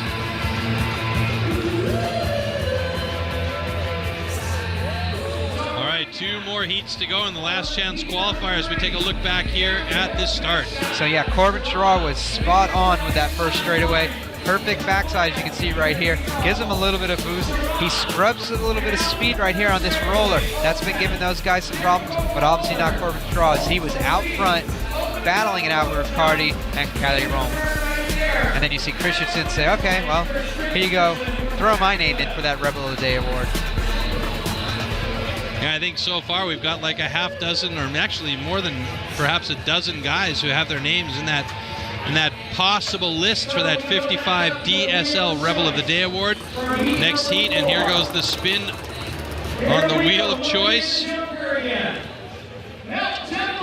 Yeah, jump line. Lands on that jump line, so interesting to see that line as well. And the riders that we're going to have to go through that are going to be Raymond van der Biezen, Bensick, Garcia, Hudson, Godet, and unfortunately Mike Day will not be starting this race as well. Yeah, so that crash earlier on really did it for Mike Day and Cesar. Those two guys, we are not going to be seeing them riding at all the rest of today. So in the black and orange right there, Raymond van der Biezen. Next to him, Bensick. So we'll see how things pan out as we get ready for the LCQ. The 2 Rabobank riders right next to each other. Teammates. Wow, van der Biezen with a great start. Yeah, so van der Biezen and Garcia look to be out front right now with Julian Godet in that 3rd place spot. We'll see how things pan out as they get around the track. So they bunch up over that wall. It's going to be van der Biezen, Godet, and Bensick, your top 3. Garcia unfortunately has a little bit of trouble, and it's going to be a battle for the last transfer spot. Colin Hudson from the United States of America is going to try to edge out Godet, but right now, out front, Raymond van der Biezen, Bensick in 2nd, and that good fight for 3rd has gone away, and now it's going to be Godet is going to be your last transfer. But Hudson said, I'll do a flip. And again, van der Biezen not opting for any kind of style points here. His focus, getting to the next round and maybe getting onto that podium tonight. He's been looking good the last 2 heats, though. Yeah, looking really strong. So van der Biezen, Bensick, and Godet will be the guys that move on to the quarterfinal. Unfortunately for Hudson and Garcia, their night is over. So you see the efficiency from Raymond van der Biezen. Like you said, it's just all about power and getting down this track as fast as possible. Threw a little bit of a whip in there. Yeah, we'll let him have that one. Old school turn down. So the simplest looking obstacle on this track has been the one that's given a lot of guys that problem, that roller just coming out up down the first straightaway, going so fast. That roller wants to throw you in the air. These guys want to get down on the ground, so they get a few pedals in before they set themselves up for that step jump into the first turn. And then Colin Hudson said, unfortunately, my night is done, but hopefully I can get through for that Rebel of the Day award. All right, well, this time there's not going to be a spin up on the wheel of choice. This time it's going to be left to the local audience here on the sidelines, and Thomas Frank and Max Tuchterhagen are going to be getting them involved in the voting process. Whether or not it will be the jump line or the flow line depends on the people here in the Mellow Park. And again, you know, this is involving the people of the Mellow Park as we look at the stands here, completely packed to the gills. The place is full. And I mean, that tells you a lot about the support that the people in Berlin and around the area have for the Mellow Park, and in particular, the Red Bull Revolution version 2013. So yeah, we just have one of these last chance qualifiers left. As you said, the fans here are able to choose, and as well as you will be able to vote later on for that Rebel of the Day award. But right now we're going to see what these guys want to see. Do they want to see go to the flow line or the jump line? Well, I think the overwhelming response is for the jump line. Okay, so they have chosen the jump line for the riders, and those riders will be Blanc, Van Gorkum, Medill, Otto, and Nagasako. La Praz will not start this race, so we'll see a good race from Van Gorkum. We'll see a good one from Nagasako and Medill. It's going to be a really good battle for that last transfer spot. I'm really rooting for Nagasako on this one. I mean, I like the way this guy rides, and I like his heart. Riders ready, watch the gate.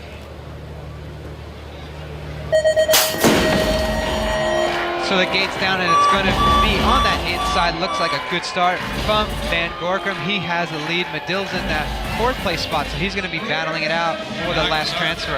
Nagasako's sitting in third place right now. So Van Gorkum, Blanc, and Nagasako is going to try to drop that sake bomb on those guys again, but right now in the third place spot, he's in where he wants to be. But in fourth place, he's going to be hunted down by Otto and Medill. So as we're coming around through the jump line, right now in control is going to be Jelle Van Gorkum, Blanc in that second place spot, and Nagasako looks to be in that last transfer spot. He's in good position there. He will take it. So Van Gorkum, Blanc, and Nagasako will all move on. Unfortunately, Medill and Otto's night is finished. Like that run. Like that run. It's getting exciting now. Big smile on Nagasako's face as he knows he just made his way into that quarterfinal. He's going to get a little bit of a break because we're going to have some incredible sideshow action for you. The fans that watched last year remember it. We all remember it. It's going to be the incredible breakdance show. But as we said, here's that run going in there. These guys really battled it out, but it was Van Gorkum who was in control of this whole lap, and it was a good run with Blanc in that second place and Nagasako in third.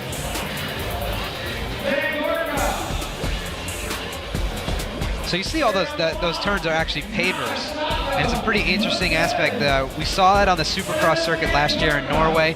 People really seem to like it. It's interesting too, because when you go around them on the bikes, it feels like you're, you know, riding the Paris-Roubaix a little bit on those stones. Yeah, and speaking of the Mellow Park, next year on that UCI World Cup circuit, they're going to have one of the Supercross events here in the Mellow Park, so it's going to go back to a regular track. That's going to be perfect. Let's take a quick commercial break and we'll be back. Don't go anywhere. Ich bin für alle, die natürliches Cola wollen. Ich gehöre zur Red Bull-Familie. Aber ich bin kein Energy Drink. Ich bin 100% pures Cola. Coca-Blattextrakt, Cola-Nuss, Galgant. Nur 100% natürliche Zutaten. Ganz ohne Chemie. Ich bin Red Bull Cola. All natural. All Cola.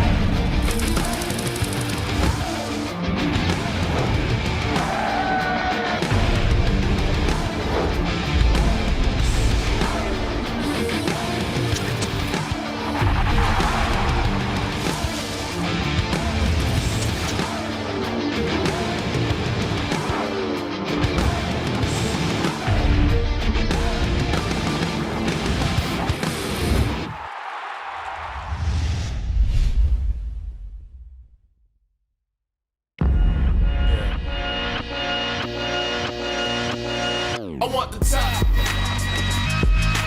All my people right there in the back of the spot. I need the top.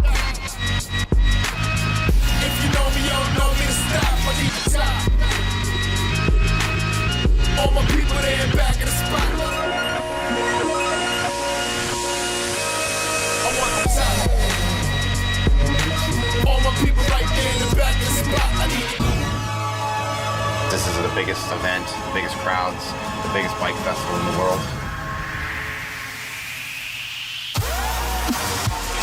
Are you kidding me? This is unbelievable. Shut the front door. Look at the amplitude. Double tail whip over the hip. Brandon Senna goes down. Bam! Perfect.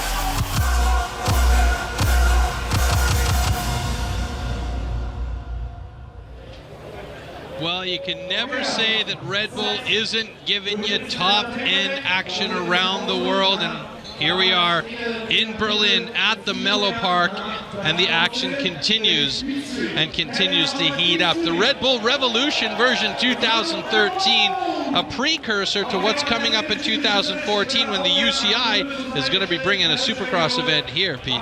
Yeah, it'll be interesting to see traditional, again, expanded BMX racing on the Supercross track when we come back. But right now, it's all about the sickest track that is in BMX ever been built.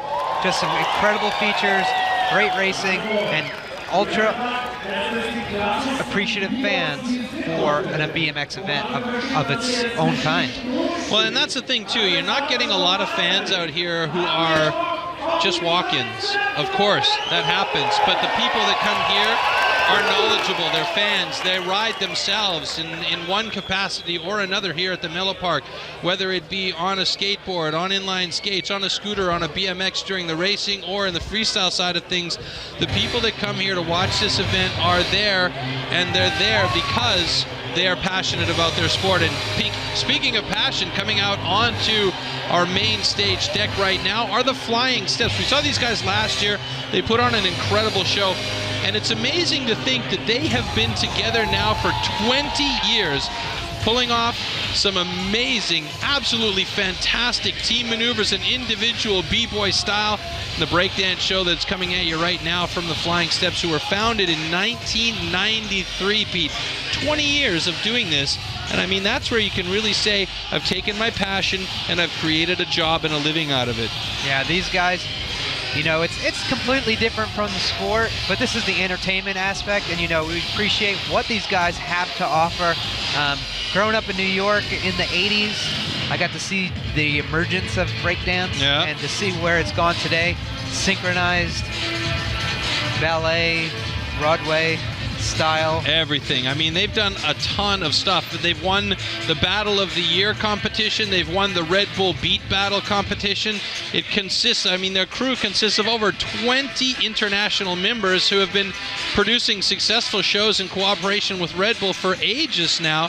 And I tell you what, they're amazing that they are still at it, still going strong, and their main core of members has taken the sport, we can really say it's an athletic form of art, to another level, and are trying to pass this on to new generations of young kids who want to become b-boys and learn more about the culture and the art and the style that is behind this, I'm not going to say ancient type of dancing, but it's been around for a long time. Yeah, and again, it's something that Red Bull has the passion behind themselves, and they help, you know, popularize it with their marketing and get it out in front of faces, and people, you know, are excited about what's going on. Yeah, in 2007, these guys actually founded the Flying Steps Academy. They opened their doors in Berlin-Kreuzberg, and now it's basically the center of the urban dance in Berlin. So, I mean, they're really, like I was saying, they're putting it out there. They're giving an opportunity to the youth to have a place to go and something to do, and maybe give them a focus where they might not have had something, or, you know, help them to create something for themselves, like the Flying Steps have done over the last 20 years.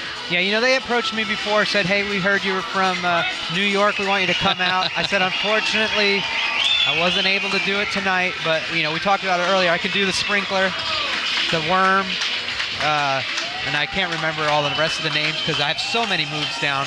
But as you can see, these guys, incredible balance. Absolutely. I can do the worm until I get to the midsection of my body, and then it just stops. So basically, that's where it is for me. It's funny because, you know, they don't call their school a dancing school. They call it more of a talent factory. And, I mean, there's a couple of young guys out there with the flying steps that we're seeing them do their show tonight that have come out of this school or talent factory. So it's really, it's good to see, and it's in combination with the Mellow Park. It's another aspect of urban life that can really help somebody who maybe isn't necessarily having the same outlook as somebody who is more well off, and it's an opportunity to, you know, bust out of a box, basically. Yeah, there's a lot of different lifestyle type activities out here between skateboard and street, BMX racing, and this dancing. So it's interesting to see the different collaborations come together and have a great night during the Red Bull Revolution event. So we're going to sit back, get a little bit of these electric boogaloo steps, let you soak it all in. Yeah, I mean, it's incredible. We've seen the B-boy culture explode with the Battle of the Year. The Battle of the Year is a little bit more oriented towards team battles and what we're seeing right here with coordinated dancing between teams. And then, of course, there's the Red Bull BC1, which has taken b-boying to a whole other level and has expanded it around the world. We've seen the BC1 in Brazil. We've seen it in Tokyo, Japan. We've seen it all over the place. And you know, between the Battle of the Year and the Red Bull BC1 and now the Flying Steps putting on a show here at the Red Bull Revolution, this art form and athleticism has really, you know, it's taken new steps into the popular culture of today. I'm pretty sure I can't do that. Yeah, I'm pretty sure I can't do that either. I think I would be a foot shorter if I tried to do something like that. We're going to hear from one of their members, Benny Komodo, just after they're finished, so we'll have a quick interview with him and hear a little bit more about the Flying Steps. I'm not even sure how that was physically possible. You have to play rugby for 20 years and work on those neck muscles, and then, only then, can you do a head spin properly.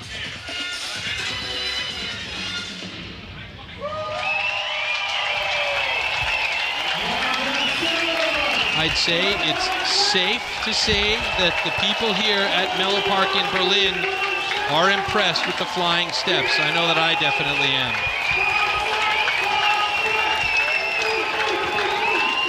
So hopefully we'll have Benny here in a second for an interview.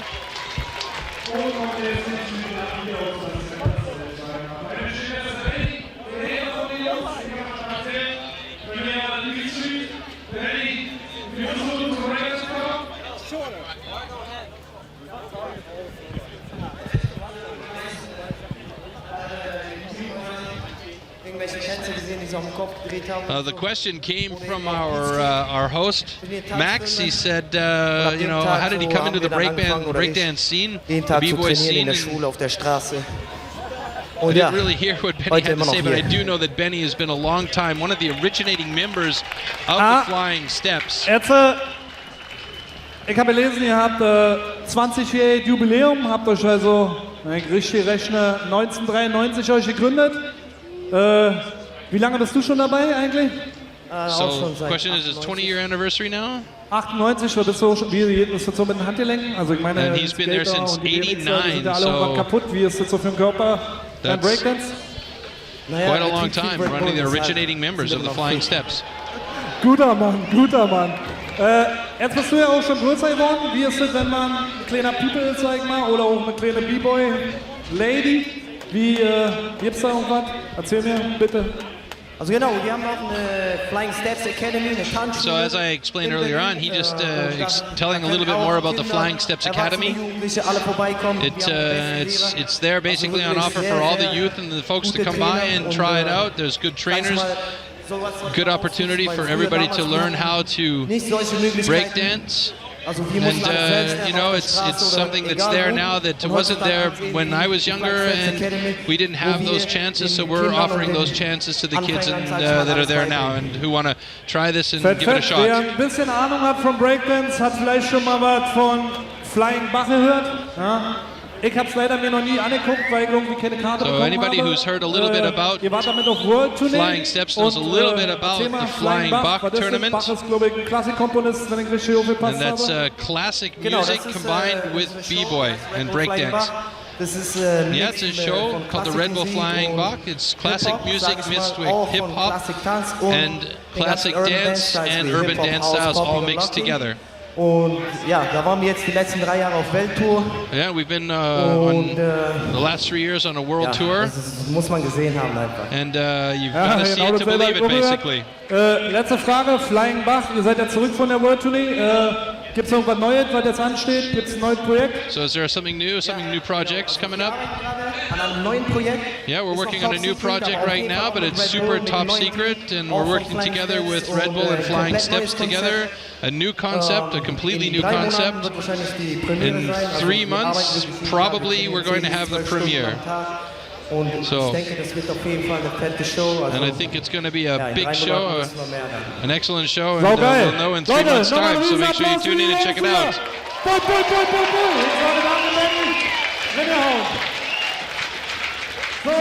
So there you have it, Benny Komoto from the Flying Steps, one of the originating members there since actually before they were the Flying Steps in 1989. And as I said, 1993, celebrating 20 years, their anniversary this year. And also, folks out there, don't forget, you can get involved. Red Bull Revolution, all one word, after the hashtag. Check out the Facebook posts, the Twitter tweets, and of course the Instagram photos that are floating around out there. And if you're listening on your headset, on your phone, and you're around the area, you can also throw in some Facebook posts, tweets, and Instagram photos. In the meantime, we are going to get back to it. It's quarterfinals action coming up, Pete, and looking forward to some really fantastic racing ahead of us now with our first heat in the quarterfinals with Tuan van Gent, Tori Nijhouk, Brett Hauer, Rezende, Duchesne, and Nagasako. Wow, look at this first heat here in the quarters. Yeah, 6 riders, top 3 in each of this quarterfinal and semifinal will move on. Usually it's 8 riders and 4 riders move on. Here it's 6 riders total, top 3 move on. The other 3 guys, unfortunately, will be in the stands with the capacity crowd watching their heroes hit the track for the rest of the night, so they don't want to be there. And the quarterfinals are going to be run off of the wheel of choice because there's only going to be 1 heat. This is single elimination here, so you got to be good. There's our wheel of choice right now, and it spins to find out which track they will be running on. And it will be the flow line, and that is maybe a good thing for a guy like Nagasako. Yeah, the flow line, in my opinion, so far in tonight's racing has reduced the chance of passing after this big Berlin Wall step jump. So that's going to make it really important to be really smooth up to that jump, as well as the rest of the track. But so far, haven't seen any passing on that flow line. So, and I'm surprised. I thought there was going to be more passing on the flow line than there actually was. Yeah, so as we get, as you said, Nagasako will start out there with Duchesne in gate number 6, Nagasako in gate number 7. He's had some good starts, so it'll be interesting to see. Rezende, number 500 from Brazil. Impressive tonight. He moved out of those motos instantly, so we'll see how things go. As we said, these guys' top 3 move on tonight's program. The top German rider here tonight, Louis Breithauer. An impressive run, few runs from Louis Breithauer, and the audience here just went through the roof. Hey, ladies, nice. Leave it to the Canadian, huh? Yeah, so Tori came through for some good racing tonight, so let's see if that first moto wasn't the way he wanted, but then he came back and won that second round, so he wants to get top 3 here for sure. And next to him, that number 148, last year's winner of this event on the overall, is going to be Tuan van Gent. Tuan van Gent looking extremely focused right now. So here we go. As we said, top 3 move on to the semifinals. So we'll see how things go as we get ready to drop the first gate for the quarterfinal here at the Red Bull Revolution. Start. Riders ready. Watch the gate. The gate is down, and it looks like Tori Nahog is blocked just a little bit, but Twan Von Gent has that perfect spot. Louis Breathauer is in second, and third place is up for grabs right now. It's going to be Nagasako on the outside. That's not going to be where he wants to be. Had some trouble on that step up, though. Yeah, so right there, Twan Von Gent hangs up a little bit. Resende's in that second place spot, and Breathauer's in third. Unfortunately, Tori Nahog looked like his night is done, but the third place could be a good battle. Nagasako's back there. Will he be able to make a battle for that third place spot? Twan Von Gent super solid there right now, and it's Nagasako, having trouble as he gets into the last stretch. Yeah, so it's going to be Von Gent, Resende, and Breathauer will be your top three. Unfortunately for Nagasako, he walked that line, put him on the outside, and Duchenne was able to pass him, but as we said, top three only moved on. Tori Nihog with a call for the ladies. He has plenty of time to seek some ladies out in the crowd now as his night is finished. It's done and dusted. This is where it's going to start to get real fast for us either. Yeah, so you won't see any more style from these guys, except incredible horsepower style as it goes down. You see right there, Twan Von Gent got a good gate, cut over on Tori Nihog, and that put him, missing a pedal on this track is going to be something that you definitely don't want to do. You see right there, Lewis was in a good spot. He was in that middle line, and then Resende had a good finish as he came through in that second place spot. Lewis just hung up ever so slightly coming over that big step-up jump on the Berlin Wall, but he managed to keep it together to the finish line. So congratulations to our only remaining German in this competition, Louis Breathauer. Yeah, so we'll get ready for the second of these quarterfinals. Like you said, top three move on. This one is a good one. As you see your qualifiers right there, Von Gent, Resende, and Breathauer, those guys will move on to tonight's semifinal. All right, the next heat is already in the gate. I'm looking up to our left here, and we can see that wheel spinning. Gonna choose the line. It's the flow line. Yeah, so once again, that flow line. Oh, wait a minute, what's happening up there? There's some funky cold Medina action going on up there. I'd have to say hot buttered biscuits. What are you guys doing up there? So we'll get ready here. We start out with Niels Vincent from gate number 7. He's that young guy. He's excited to be moving on into this quarterfinal. Can he make it to the semifinal? We'll see. One guy who wants to definitely be in front of him right here is going to be Julien Gaudet. And this is interesting. In this race, we have the Gaudet brothers, so Julien and Damien. Damien's been the one who's been around the longest, right next to his brother right there. So we'll see how things work out. The two Frenchmen could work together, but we will see, because there's 5 other guys in this race who really want to get around both of them. One of the other French riders, Sylvain Andre.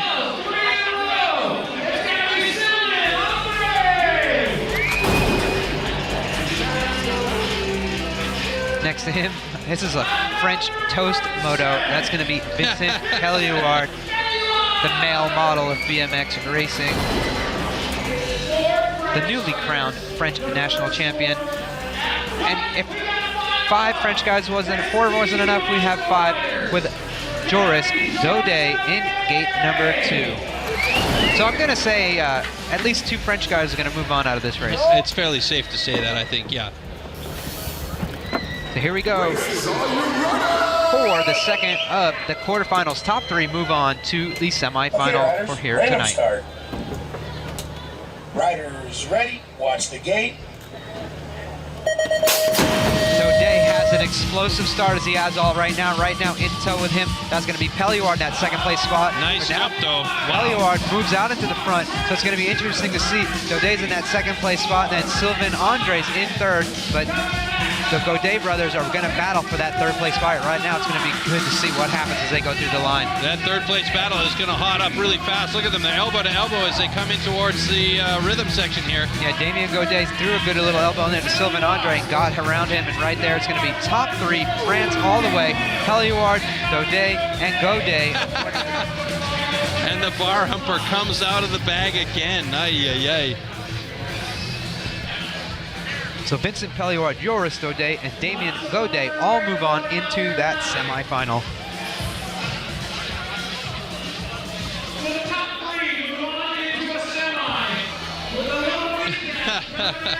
You always gotta like it when the guys are having fun up there. Yeah, some of these guys must have a screw loose to get down that ramp and go down this track because it is crazy out there. But right there, what was crazy was the line that Vincent Pelliard took to get around one of the world's fastest racers, Joris Daudet, and you saw Vincent Pelliard. Shows you why he is that French national champion, as he took the victory there in that quarterfinal. And then right here, you see that good battle between Sylvain Andre and Damien Gaudet as they battled it out for that last transfer spot. A couple of guys uncorking the craziness over the last jump there. So that was quarterfinal number 2. Pelliard, Daudet, and Gaudet all move on into the program as we get ready for the next of the quarterfinals, again stacked with the world's fastest BMX racers, all gunning for those top 3 spots tonight. They're going to find out which line they're about to run as we spin the wheel of chance. Connor Fields, I'm a little bit surprised. I haven't seen him really explode yet, and maybe this is where he's kind of sitting back and waiting for it to go. Hopefully by explode you mean explosive power, not explosive like blowing up on the track. No, that's what I meant. Unfortunately, he did that at the World Championships in the quarterfinal, and he exploded in the first turn. That ended his dreams. He won the World Championship in the time trial, but not when it came to racing. But tonight is all about racing, and right now, a guy who's consistently one of the world's best, Quentin Carillon from France, another French rider. No way. Next to him, it's going to be Remy Riccardi. The French seem to really love this format, and so far they're done outstanding. Well, we have no less than 8 French riders in the quarterfinals alone. So next to him, it's going to be out of the Netherlands, Jelle van Gorkum. Jelle won the last stop on that UCI BMX Supercross World Cup Tour. I'm sure he would love to add this to his resume. But right here, one of the guys who definitely wants to stop him, his countryman, Martin Jaspers, doing it for GT Bicycles. The most serious guy in BMX, Raymond van der Biezen. He's serious about power and speed, and he does it every time he's out on the track. Let's see if he can carry that over in the quarterfinal. And next to him, Connor Fields from the United States of America, looking to get around this track super fast like he did at that time trial, winning the World Championships. But right now, it's all about the Red Bull Revolution. Well, let's see if Connor can come out. He's in good gate line or gate choice. He's got the inside line here, coming into that first left-hand corner on the step up. Random start. Riders ready. Watch the gate. So the gate is down, and it looks like Connor did get a great start next to him. Van der Biezen's right there, but Connor Fields has that lead going over, smokes up that jump perfectly, but it's going to be a big battle for the rest of those spots. We got 2 GT riders that are out there, but right now Connor Fields has the lead, getting over that Berlin Wall, stalling out a little bit, but right now stalling, unfortunately, isn't what he's going to do for the rest of these guys behind him. Yeah, and he's got a big chase on his hands, so Connor Fields really needs to work here to get across that finish line. Looks like he's going to do it without too many problems, though. Yeah, so it looks like it's going to be Connor Fields coming across the line, Jaspers in second, and Riccardi will be third. Unfortunately for Van der Biezen and Van Gorkum, their night's done, and that takes out last year's champion. I'm sorry, that's going to take out last year's champion, but Van der Biezen and Van Gorkum, the 2 Dutch riders, are both out of tonight's action, with Riccardi, Jaspers, and Fields all moving on. And Caileron was a non-finish, so he's somewhere out there on course. He's struggling to get himself down from the Berlin Wall. Yeah, you can see right here, Connor Fields has that inside line, and you can see these guys battling it out, and that's where it happened right here for Carillon. He just stalled out on that wall, and unfortunately didn't get over it, and that's not going to take you to top 3 in any race. Right there, he should have done a tabletop and come back down on that quarter pipe. I mean, that's basically where he was at. So you see Connor Fields went up there, and it looked like he kind of stalled himself to get over that jump, and that could have played in the heads of the riders behind him, but he went across the line in first, and that's all that mattered in that quarterfinal as those guys move on to tonight's semi. He pulled that Nanu Nanu Mork for Mork move while he was stalling up there, put the drive into forward, and managed to fly out through that one, so he's in there. So here we go with the last of the quarterfinals. These guys are going to find out which section of the track they're going to take. The jump line. They are going to take that jump line. I don't see the wheel moving anymore, so they are loaded for that jump line. And we have some great jumpers in this race, so I'm sure they're excited to see it. So we'll see how things turn out. As we get the last 6 riders for tonight's quarterfinal, they're in the gate. We'll get you a shot of their pretty little faces as they get ready to do some damage here. The Mellow Park BMX track right there, the young gun, Sean Gain, San Diego, California.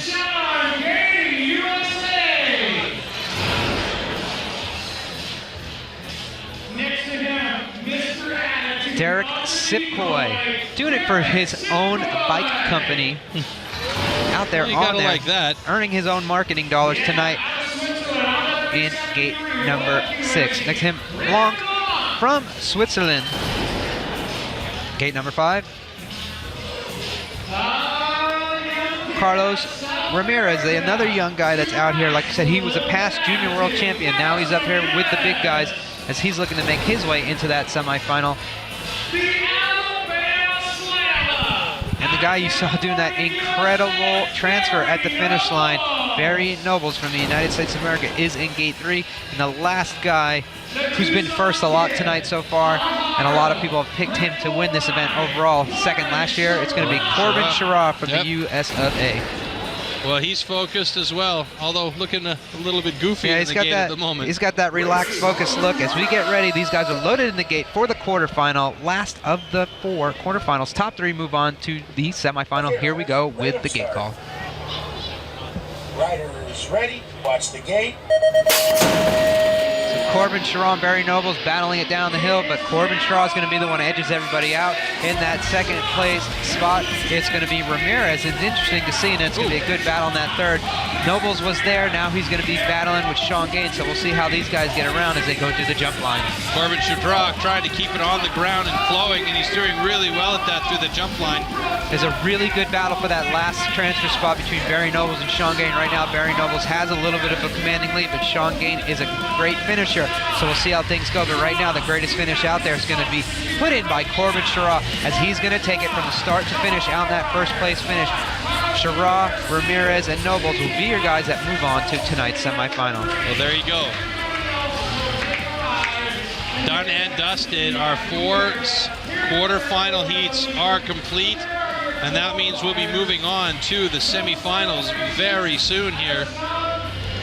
So Derek Sipkoy, not the finisher he wanted, but he's excited to be out there, and Barry Noble's definitely where he wants to be with that 3rd place finish. But you can see right here, Corbin Sherrod incredibly fast on that Haro carbon fiber clutch BMX bicycle as he gets around this track. Had to scrub some speed, still was able to get around the track the fastest with some of these guys behind him. Right here, you see that, like I said, that's the roller that's thrown these guys for a little bit of a loop, but it didn't throw Corbin very far as it just threw him down that straightaway to the GoPro jump section. And just look at that incredible style, just soaking it all in. A little bit of tapes for the babes as he goes around the fans.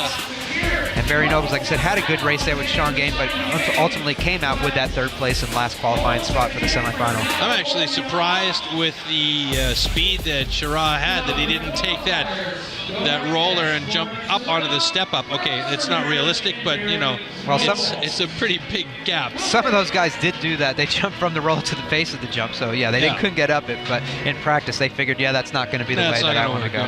So it's going to be Sherrod, Ramirez, and Nobles all moving on into the semifinals. So that's it for the quarterfinals.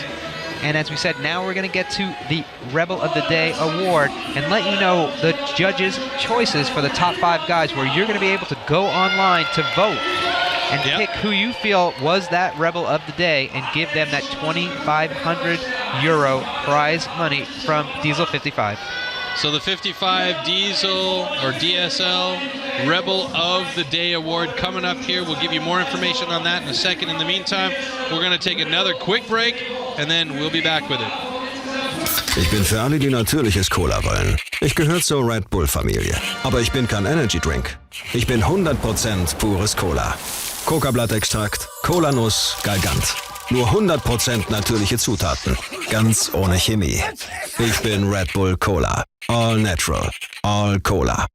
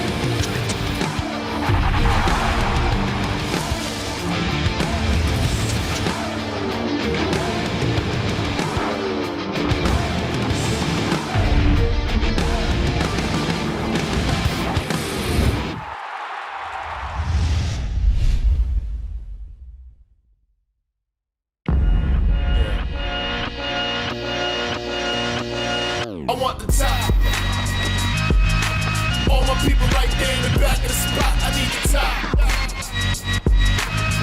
If you know me, you don't know me to stop, I need the top. All my people there in the back of the spot. I want the top. All my people right there in the back of the spot, I need the top. This is the biggest event, the biggest crowds, the biggest bike festival in the world. Are you kidding me? This is unbelievable. Shut the front door. Look at the amplitude. Double tail whip over the hip. Brandon Senna goes down. Bam! Perfect.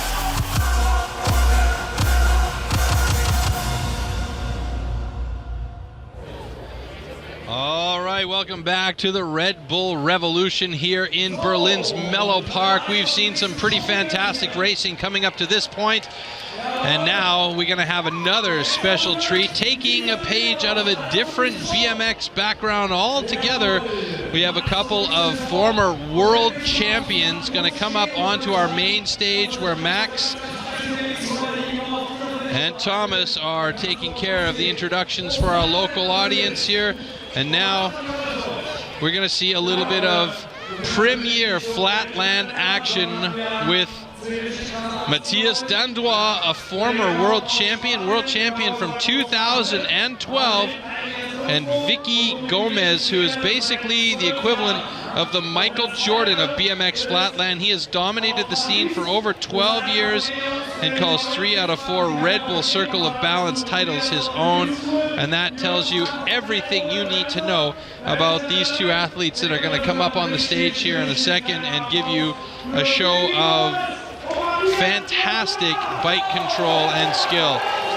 Yeah, if you could appreciate the balance and skill that's involved for that breakdancing segment, and you've not seen flatland before, be ready, because these guys can do some incredible maneuvers on their BMX bikes. The balance, the skill, and the determination needed for this. I used to live with a guy that did flatland freestyle. He would sit in a parking lot and practice for 12 hours a day to do this. He was one of the world's best riders, Trevor Myers, and just the dedication for this sport is nuts. So it's great to see these guys out here, and again, it's discipline that Red Bull gets behind and helps promote. Well, Vicky Gomez and Matthias Dandois. Matthias Dandois actually travels the world about 220 days a year doing shows, and right now we're going to see Vicky Gomez start things off. And I think at this point we can just shut down and watch this show, because this is going to be a lot of fun. You just have to enjoy the action between these two gentlemen here. Top-notch professional flatland at its best here at the Red Bull Revolution.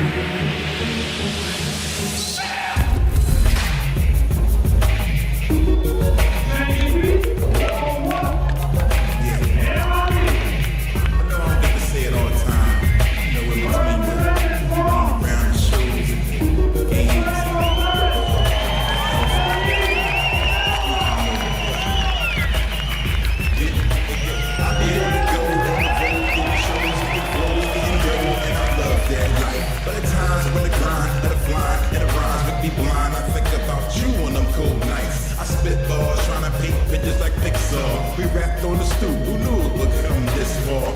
Now they calling me an internet phenom, which means it look like a Benag, everything to be gone. So beyond that, when I got you in my corner, don't know how I got by before you, you're more or two.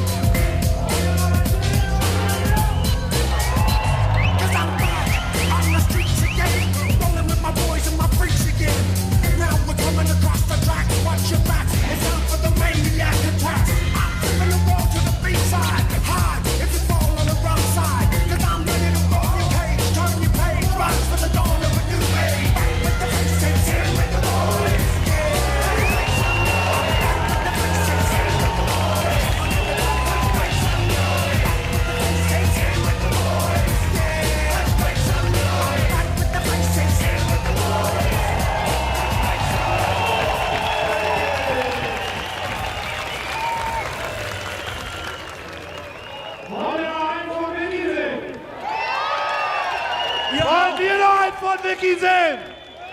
Wie sieht's bei euch aus? Okay, Vicky, dann machen wir noch einen.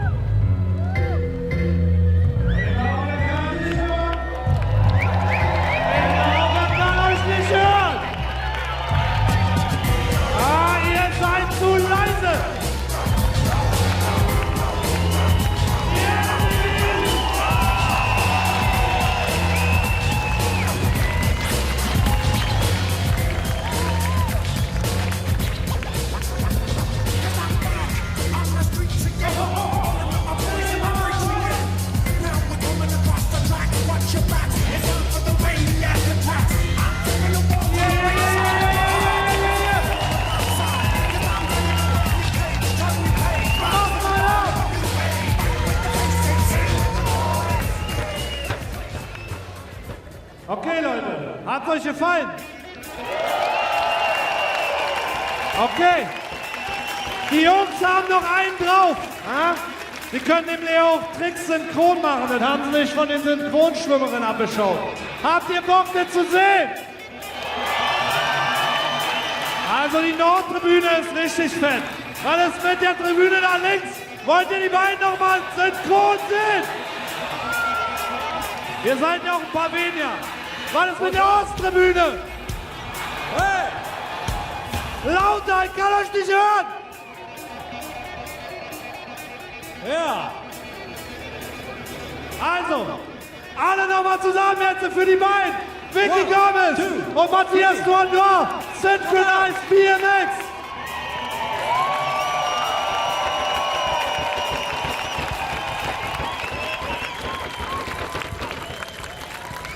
Yeah.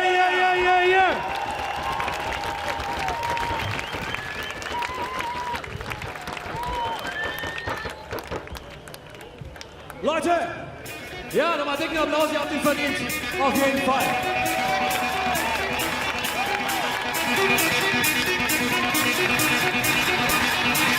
Und hier. Und ihr habt den nächsten Lauf verdient. Die nächsten 2 Runden stehen an. Die 12 besten Fahrer bisher stehen an. Wir sind bei den Halbfinals. 2 Runden werden gefahren. Die 6 besten Fahrer haben dann im Finale. Also, dicken Applaus nochmal, liebe Leute, für unsere 12 Fahrer in den Halbfinals. All right, well, we are representing here at the Red Bull Revolution tonight, and it is semifinals time. And I tell you what, I love the fact that we've had B-Boy, we've had Flatland, freestyles mixed in with the racing tonight with a few guys trying to pull off some big tricks. I'm a little bit sad, though, that a couple of Canadian fellas from my home country aren't making it into the mix. Tori Nyhog and, of course, Corey Walsh, who was hanging out with another friend of mine, Ron Mercer, at the Woodyard in Vancouver, practicing and having a good time playing on the ramps there. Those 2 guys, we're not going to see them, but here goes semifinal action coming up, and the wheel says it's the jump line. Yeah, so it's going to be a great semi. Top 3 move on, and it's stacked. Vincent Peliwad, Renato Resende, Connor Field, Riccardi, Lewis Brethauer, and Barry Nobles are the 6 riders trying to get those top 3 spots to move into tonight's main event. We will start out on the gate with Barry Nobles from the United States of America. You weren't kidding when you said this was a stacked heat. Absolutely top. And I think that Connor Fields and perhaps this man right here, Lewis Brethauer, who the audience just went nuts for, are going to be the guys who I'm going to pick in this one. But it's anybody's game with a gate like this, ready to rock and roll here at the Red Bull Revolution. Yeah, from France, Remy Riccardi, he's been impressive tonight, and so is this guy right here, number 11, Connor Fields from the United States of America, looking to make his way into that main event tonight with a top 3 in the first of the 2 semifinals. And we saw Connor Fields with that explosion that we were talking about with the start in the last heat, but I tell you what, you know, this is a tough one, especially with the next rider coming up. Yeah, Pelluard. Yeah, Resende's been really, really fast, but Pelluard's been showing a lot of speed tonight. He's got the skill and the style, so we'll see how things go. Once that gate drops, it'll be interesting to see who can poke out and get that slight lead, and if they can maneuver through that first turn. As we've seen, that's where all the action's been tonight. Here we go with the drop for semifinal number 1 here at the Red Bull Revolution. Here we go, guys. Okay, riders, random start. Riders ready, watch the gate. The gate is down, and it looks like that explosion you were looking for from Connor Field just happened. Everyone is chasing him around the track. Him and Vincent Pelluard are going to lead these two guys in with Breathauer in that third place spot. We'll see how things. Breathauer gets passed by Riccardi, but right now it's Connor Fields and Vincent Pelluard in first and second. They're side by side. Breathauer's in a bit tough right now. He's been relegated back to the far right-hand side of the track. He's going to have a tough job to try and get back in with these guys. Yeah, so right now it's going to be Pelluard with that lead. Connor Fields in that second place spot, top 3 into the final. No one's made anything yet, but it looks like there's a good battle going on for that last transfer spot. But it's going to be Pelluard, Fields, and Resende making their way into the main event. Unfortunately, Barry Noble's backflips for the fans, but Pelluard, Fields, and Resende make their way into the Revolution main event here tonight in Mellow Park, Berlin, Germany. Pelluard blowing a kiss to the audience there as he knows he's making it to the final, so good heat right there. As I said, Pelluard's been really fast as of late, and right there you saw it. Connor Fields had a good start, but up on that step jump, on that stall wall, the Berlin wall, as you can see right here, he's on that inside after getting an impressive start. Pelluard's all the way on the inside of the blue. Connor Fields there with a Monster Energy helmet. Goes around him, soaks up that roller really well, so that was a decisive part for him to get out. And you see right here, as they get through the jump line, Pelluard's really whipping it to get that inside. Connor sees that, goes to the outside. Those two both make it and navigate their way through. And you can see right here, Barry Noble says, well, if I'm going to get 5th, I'm going to get 5th place with a flip for the fans as he comes across the line. Not the finish he wants, but the fans are excited to see him give his all even after getting last place in that semifinal. Yeah, and again, let's not forget, he's working on it for the 55 DSL thing, and here we're going to hear from Breathauer now. Maybe. He's probably saying, you know, I love the fans. It just... Oh. Oh, no, we're here. Hey. The big roll on first straight, I was in 3rd position, but I messed it up. Didn't get a perfect line in the first turn. On the step up, I was on the outside, and if you're not in a top 3 position there, it's so hard to make a move, and I'm really devastated that I couldn't make it into the final, but at least I guess I'm 10th now. It's such a big race. That's a good thing, and thanks Germany, danke Deutschland, danke Berlin für die super Stimmung. Macht noch weiter Stimmung im Finale, auch wenn kein Deutscher mehr dabei ist. Aber danke für den geilen Abend. Danke, Luis. Thank you for an awesome evening, and he asked the audience here Germany, to keep that Luis alive for the rest of the races in this evening, which amounts to only 2 because we've got the second semifinal coming up, and then after that, a short break, and then the final. But let's take a look at this second semifinal heat. Just as stacked as that first one, you'll see Twan Van Gent, his name on there, Joris Daudet, Jaspers, Godet, Chirac, and Ramirez. You know, right now, some of the world's best riders in this one, they're waiting to see what course they are going to ride as they get ready for their semifinal. And again, it's that flow line, a little bit maybe.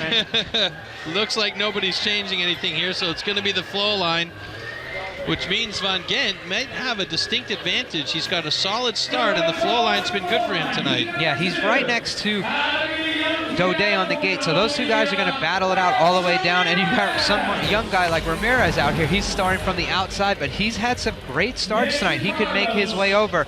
If he's going to do so, he may have to follow one of the other fastest guys of the night so far. That's going to be Corbin Chirac. Corbin's been, like I said, there's a really fast moto here.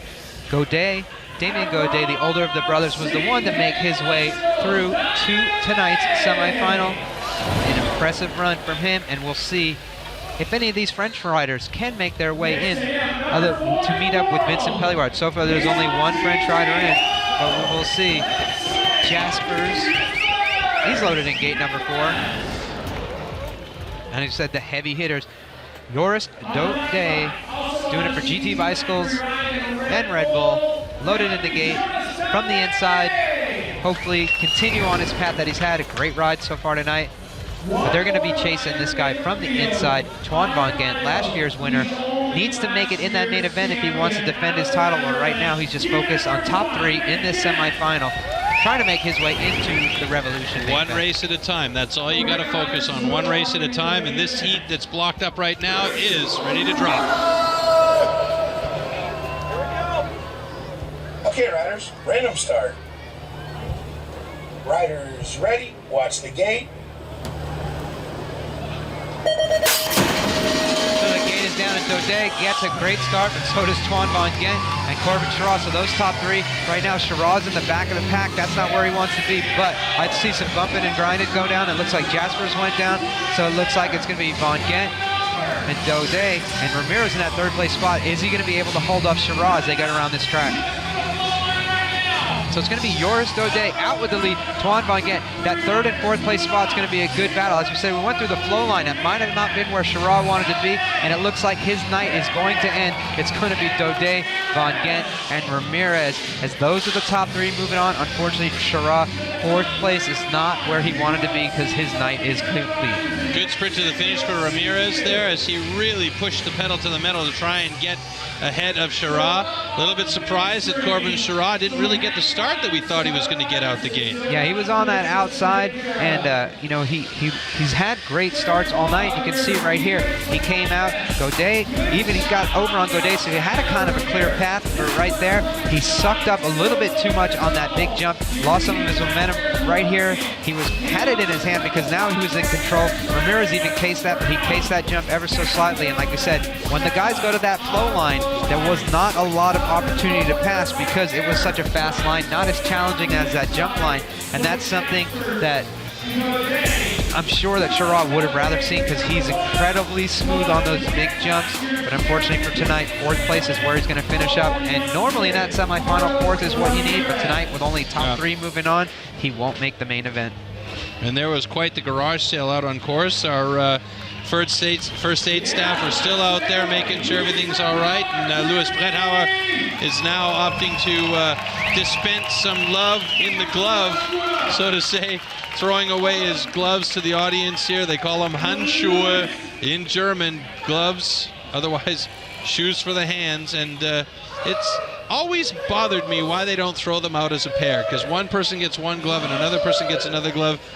Great to hang on the wall, completely unusable. They're spreading the love to the fans. Spreading the love with the glove. So we have our main event set. It's going to be Vincent Pelluard, Connor Fields, Ronaldo Resende, Joris Dode, Twan Van Gent, and Carlos Ramirez, your 6 finalists for tonight's Red Bull Revolution. Those guys are going to get a break, a 10-minute break or so. And we've got some more action up for you. And we're going to get more information on the 55 DSL award. I had a few people tweet in a question and ask what that 55 DSL was. That's a division of Diesel clothing.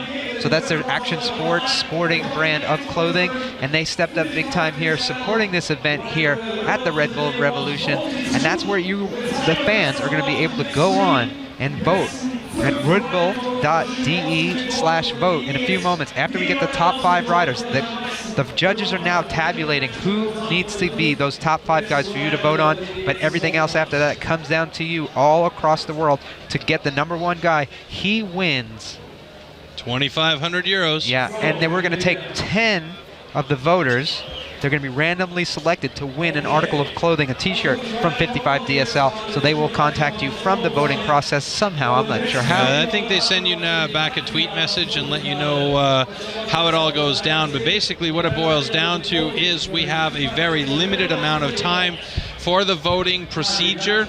So from the start of our voting procedure, when you do log on to www.redbull.de, that's very important, it's redbull.de/vote, then you will have 15 minutes time to vote for your favorite 55 DSL Rebel of the Day rider.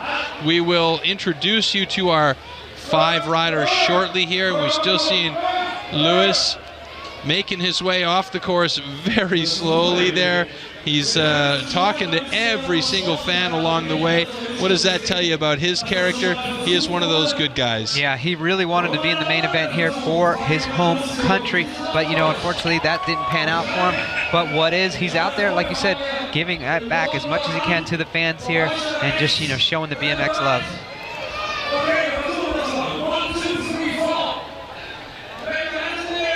So I think we're trying to get a Ola going here. The Euro wave. It's usually just a bunch of cigarettes up in the air. Cigarettes and handy phones. The handy phones is nothing new, but the cigarettes is something you don't very often see in the North American events anyway.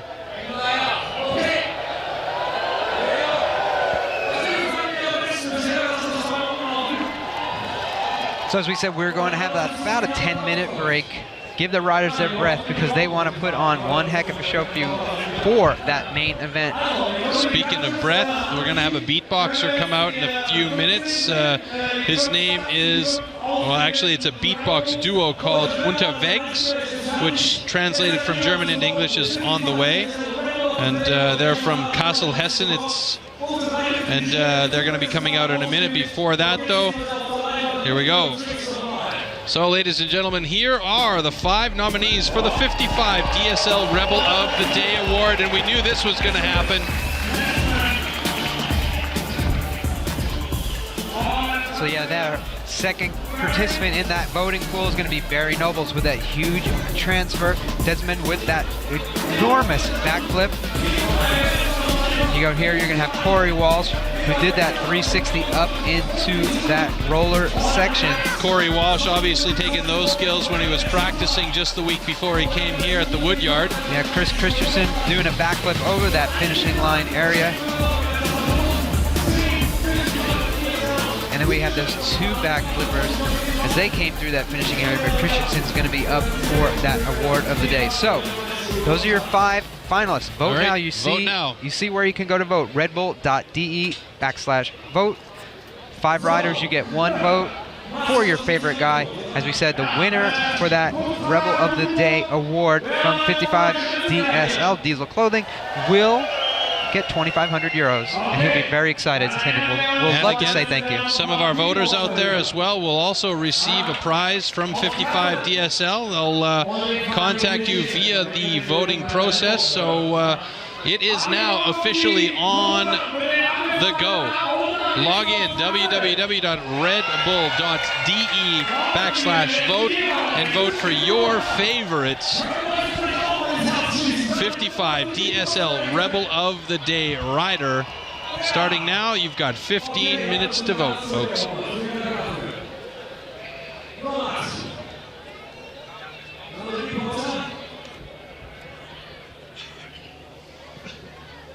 Okay, also, die Jungs auf Kassel sind gleich dran.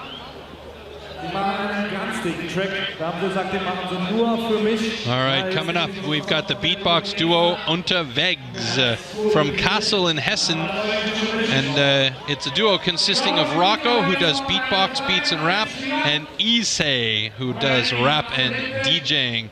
And since their first gig together back in 2008, they have rocked various parties and events in Germany. They were also here last year, I believe, putting on a show. And they are live Unterwegs here for us at the Red Bull Revolution version 2013 in Berlin, Germany at the Mellow Park. Yeah, so as we said, you got 14 minutes to log on to redbull.de/vote for your favorite. I just did mine. I'm going to do mine now. I'm not going to tell you who it was, but we have Barry Nobles, Christensen, Desmond, Jeremy Rommel, and Walsh. Those are your 5 riders who are up for the Rebel of the Day vote. So make sure you head on over to redbull.de/vote and throw that in there for the riders.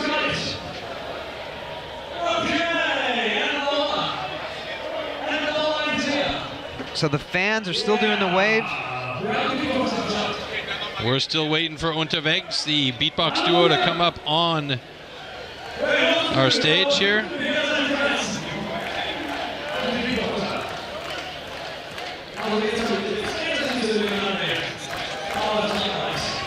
All right, so as we said, we got that break. Make sure you take your time to go over to redbull.de/vote.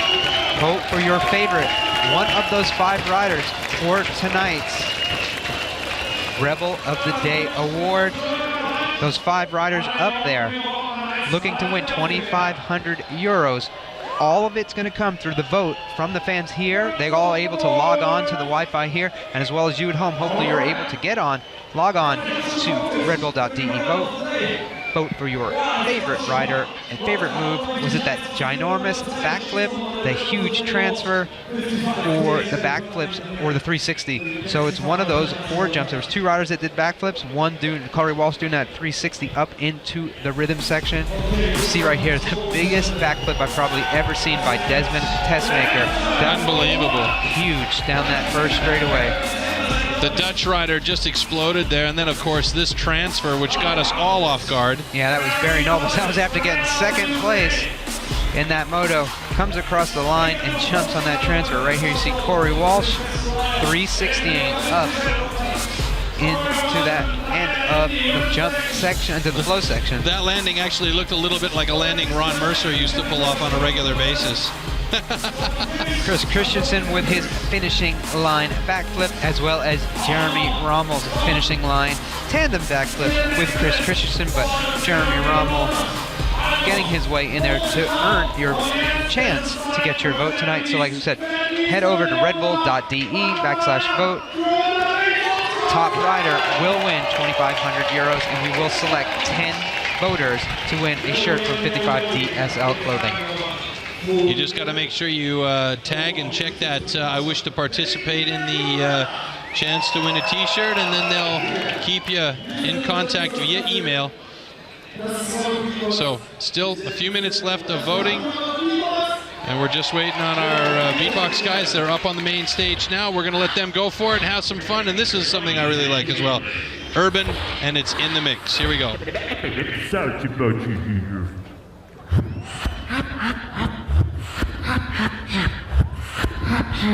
Coming out from the mouth. Mouth.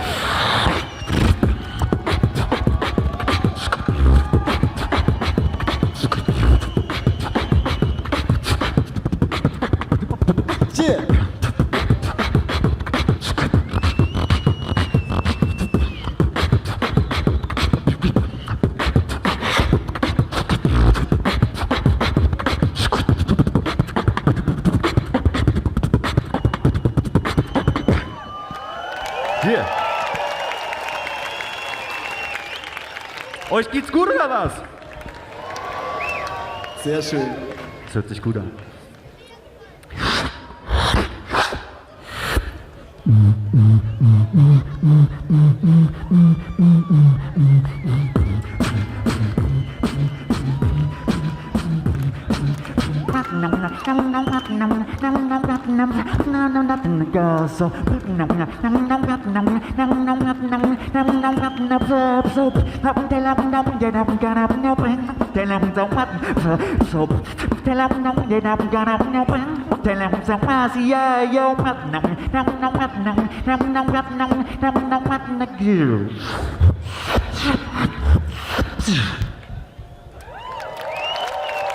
Yeah.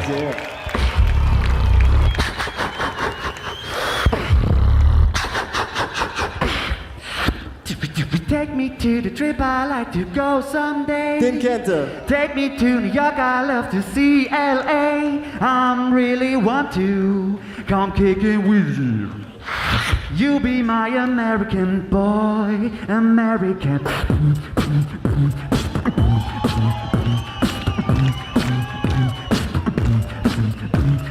Take me to the trip I like to go someday, baby. Take me to New York, I love to see LA.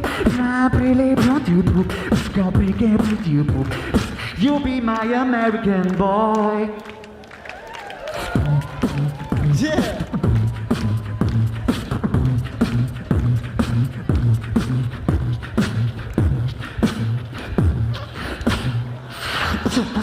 Touch it, bring it, babe, watch it, turn it, leave it, stop for a murder. Touch it, bring it, babe, watch it, turn it, leave it, stop for a flip mode.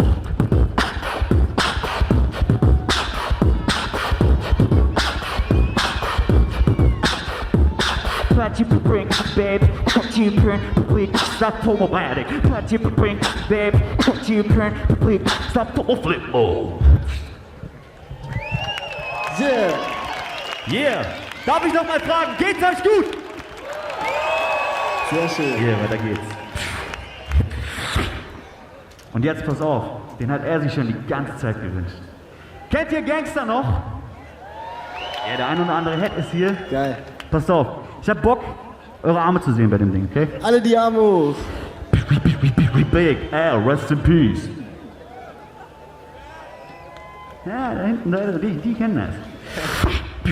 Big L, rest in peace.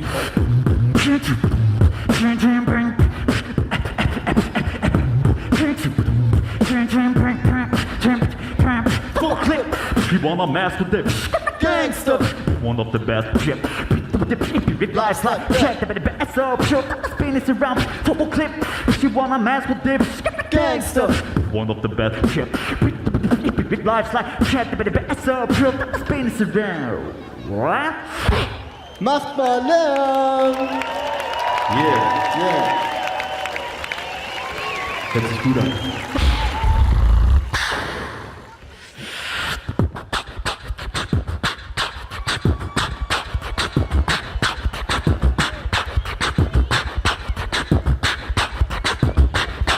Skinhead, crabhead, everybody grab it. Finish your contact with everybody. Try to fall up on the trees that he don't really care about us. All I wanna trees that he don't really care about us.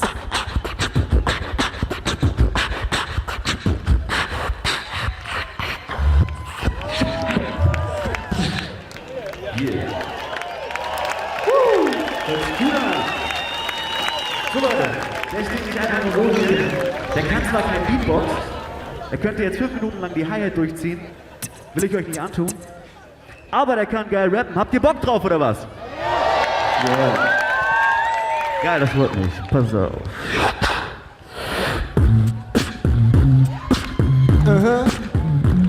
Wir sind unterwegs. Wir haben eine kleine Stadt, doch Fakt ist, dass wir Kassel ehrlich spüren. Wir sind dope und kommen mit Flows wie das ist krass und very simple, sprich ein leichtes für mich. Einfach Musik und ich schreib für die Kids Elm Street. Man muss für Rap nicht fies oder eklig sein. Ich hab die Ruhe weg, so wie in Bibliotheken schreien. Wir liefern biblischen Hip-Hop-Style, übermächtig, überheftig. Wir spitten geht nicht heim. Ihr habt ja keine Chance, die ewige Front nervt mich, Jungs. Denn eure schädlichen Songs sind Trauer wie Beerdigung. Ich spit und ihr werdet stumm, mach Bomben, mir stark klar Rap und ihr seid gefesselt, so wie Bondage. Ihr seid Comedy, aber manchmal vergeht mir das Lachen, der dämliche Schwachsinn, die ewige Masche, die Szene verspastet. Manchmal scheint es, als fehle es jedermann klasse. Wir sind Entertainer und beleben die Szene in Kassel. Unterwegs, der Name ist Programm, wir gehen nie wieder weg, jetzt gehen wir es an, es geht endlich los. Wir nehmen es in die Hand, solange die Menge tobt, fahren wir durchs Land. Unterwegs, der Name ist Programm, wir gehen nie wieder weg, jetzt nehmen wir es an, es geht endlich los. Wir nehmen es in die Hand, solange die Menge tobt, fahren wir durchs Land. Yeah! Alright, Leute! Ja, hat's euch gefallen? Osttribüne! Geil! Nochmal ein riesen Dankeschön an euch, Jungs. Danke. So, Yeah. Fett, komm, Ghetto Faust. Ghetto Faust. Macht's gut, Dankeschön! Tschüss. So, unterwegs aus Kassel. Letzten Sekunden jetzt hier, um nochmal zu voten für den Rebel of the Day Award. Ansonsten steht das Final an. Leute, habt ihr Bock auf das Final, das Red Bull Revolution 2013? All right, unterwegs. All right. Done and dusted. Remember, vote now, redbull.de/vote for the 55 DSL Rebel of the Day Award. Just a couple of minutes left on the voting procedure there. Make sure you put in your email address as well to be part of a chance to win one of 10 t-shirts. I'm going to choose randomly 10 people who have voted today. And ladies and gentlemen, it is now time to rock it and roll it with our final Pete, I'm looking forward to this one. It's going to be all that and a bag of marbles, I think. Yeah, we've got the top 6 BMX racers at the Red Bull Revolution event loaded in the gate. They are so hyped to get that gate dropped, get things going. And it's some great names up there. Joris Daudet, Twan Van Gent, Carlos Ramirez, Vincent Pelliward, Connor Fields, and Ronaldo Resende. Those are your 6 finalists for tonight's main event. There you see it. It's going to be impressive, you know. And the question is now, will Twan Van Gent defend his title, or will it go to somebody new this year? Yeah, Vincent Pelliward's been looking incredibly strong tonight. Connor Fields has been explosive. Resende's looked stellar. Ramirez has been consistent. Joris Daudet's had some great starts as well. So each one of these guys can throw their name in looking for that championship. But right now we're going to start out with number 500 from Brazil, one of the most impressive riders of the 2013 BMX race season, Ronaldo Resende. Next to him, from the United States of America, current world champion on the UCI BMX Supercross time trial field, doing it for Chase Bicycles, Connor Fields. And the starts that he's had, you might have to be chasing him to get anywhere. Right, and another guy chasing him is going to be that French national champion in the elite men, Vincent Pelliward. Next to him is the youngest rider in the main event. That's going to be Carlos Ramirez from Colombia.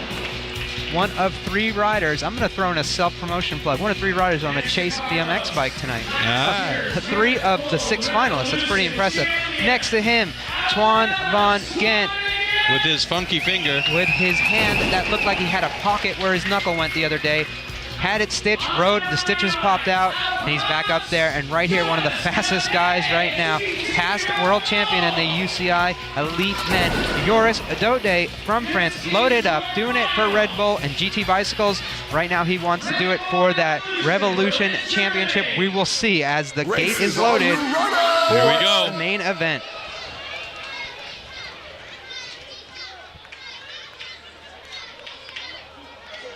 Random start.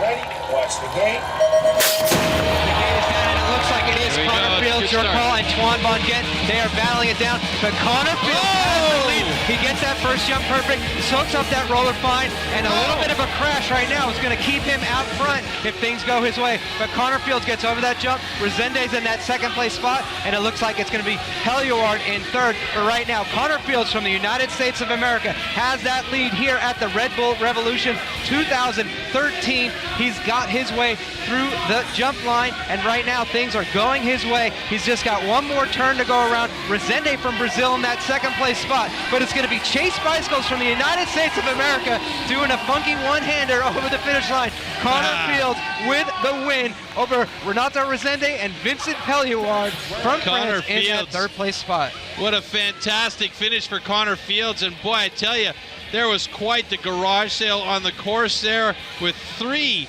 riders going down all at once after that roller. Yeah, as they try and get their way back into it looks like Twan Van Gent, Daudet, and Ramirez all went down. They're still battling out because there's a lot of money on the line for these riders in this main event. But the most money was won by the United States of America's Connor Fields. And there you go. There's the guys finishing up on that lap. Vincent Pelliward with that third place finish, and Ramirez coming across that line. That was incredible, absolutely incredible race by Connor Fields. He didn't have the explosive start that we thought he would, but boy, did he ever fly over that big jump. Yeah, his 4th and 5th pedals were just insane. He got out, he sucked up that jump, and you see what Twan Van Gent was trying to do. He sucked up that roller. Unfortunately, it looks like his back wheel clipped it right here, and that threw him over the bars, and that gave Connor a little bit of a cushion, but Resende was really making a charge for it. Connor's been floating up this step jump all night, and that's what, you know, one of the areas where I thought people would catch up to him if he was out in the lead, but right there nobody was catching him. As you see, Connor Fields flows through the jump section, and he gets his way to be the winner. Look at that style over the big GoPro jump section of the track, but Connor Fields throws nicely done. sideways Saturday for Connor Fields as he goes through the Red Bull Revolution. He needs to work on his one-handers a little bit. Yeah, he does, doesn't he? That fist pump wasn't quite where it should be. But I tell you what, I don't think he cares right at this point. He is the winner of the Red Bull Revolution 2013.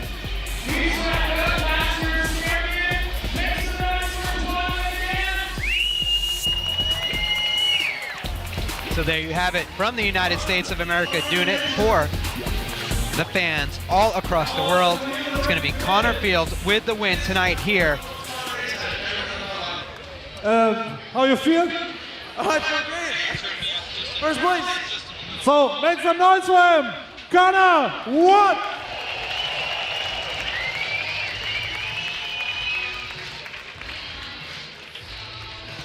So there you have it. Connor Fields takes it away, but we got a little bit to do here. We still have the awards ceremony, and of course, your voting out there made the decision for our 55 DSL Rebel of the Day award, and that is probably going to be, in fact, it is going to be the first thing that we're going to dispense here this evening, so we'll find out who took that one. There is the final results for our main event here. Connor Fields taking the top spot, Resende and Pelluard second and third places. So we have a new Red Bull Revolution champion 2 years in a row, two different champions. That says a lot about the future of the sport here at the Mellow Park, and perhaps the expansion of this particular format to a larger audience, and maybe happening a little bit more often. Yeah, you saw Chuan Von Gent. He knew what it was like to taste the victory here in the Mellow Park. He was doing everything he could to catch up to young Connor Fields. Unfortunately, sometimes that's where mistakes happen, and I'm glad to see that he got up from that crash. But like you said, he finishes up 6th place for the night with Connor Fields taking the win, Renato Resende in that 2nd place spot, and Vincent Pelluard in 3rd. So we got the riders making their way up to the award ceremonies for the overall top 3 for tonight's Red Bull Revolution race. I always love to watch the champagne shower part of the ceremony. It's usually a gong show, but before that all happens, we're going to dispense the first award, and that is the public voting online for the 55 DSL Rebel of the Day award, which basically awards the rider that got on to everybody with the way that he was riding on this course, pulling out some big tricks, and by far the biggest trick that we saw on the day was an absolutely massive, monumental backflip that went over the main box right here where the awards ceremony will be happening. And if I'm not mistaken, that award for the 55 DSL Rebel of the Day is going to Holland's Desmond Tessemaker. Yeah, 2,500 euros for the biggest backflip in the history of BMX, as far as I'm concerned. Well, the history of this event, anyway. Yeah, Desmond surely gave the fans exactly what they wanted to see, other than the incredible race action that we did see tonight. You know, he didn't win a single race. He didn't even come in top 5 in the single race, but he did have this incredible backflip over the main jump box, which is a good 10 meters long. We already measured it. It's more than 10 meters long, and he had space to not case in this case. And I'll tell you what, Desmond Tessemaker made an impact on the audience here and the audience that were watching around the world. So thank you very much, folks, for your votes, and I'm sure Desmond Tessemaker is thanking you for your votes as well. All right, so let's get into it. 3rd place, a young man from France. 3rd place on the podium here at the Red Bull Revolution 2013, Vincent Pelluard. So I said Vincent Pelluard won the French National Championship for Elite Men just a few weeks ago, about a month ago, and tonight he gets his way on the 3rd place spot at the Red Bull Revolution. Well, he can definitely be proud about that step that he's taking right now, because he rode absolutely fantastic today throughout all of his heats. Super solid, great starts with a lot of confidence. You could see it the way he came down that track every time. Okay, so second place from Brazil, Renato Rezende.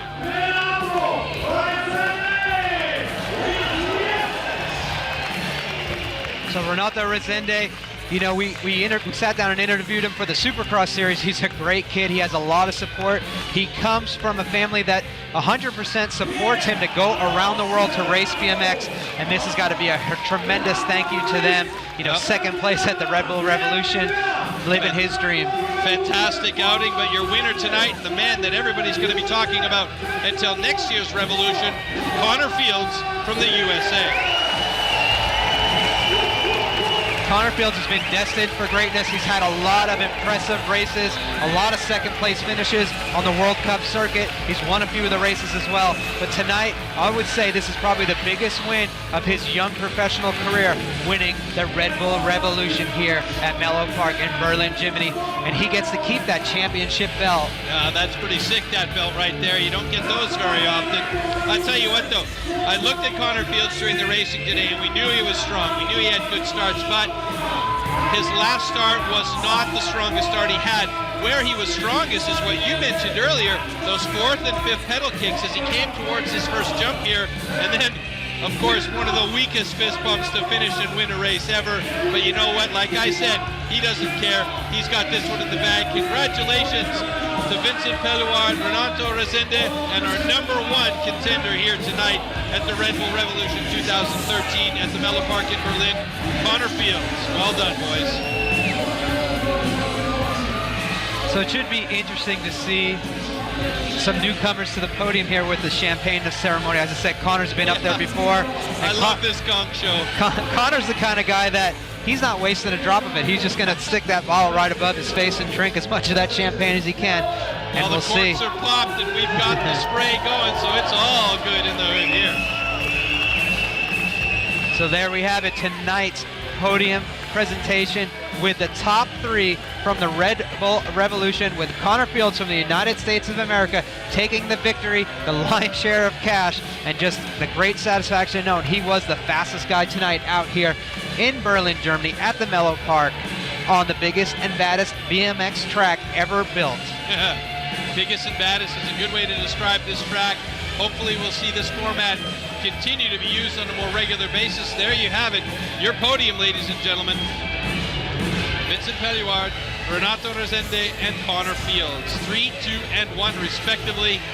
And of course the photo ops follow as always here at the Red Bull Revolution. And I think that these guys are all going to be lining up for next year's Revolution, trying to come at Connor Fields to try and take over that title from that man right there. But you know, Connor Fields will probably be back and defending.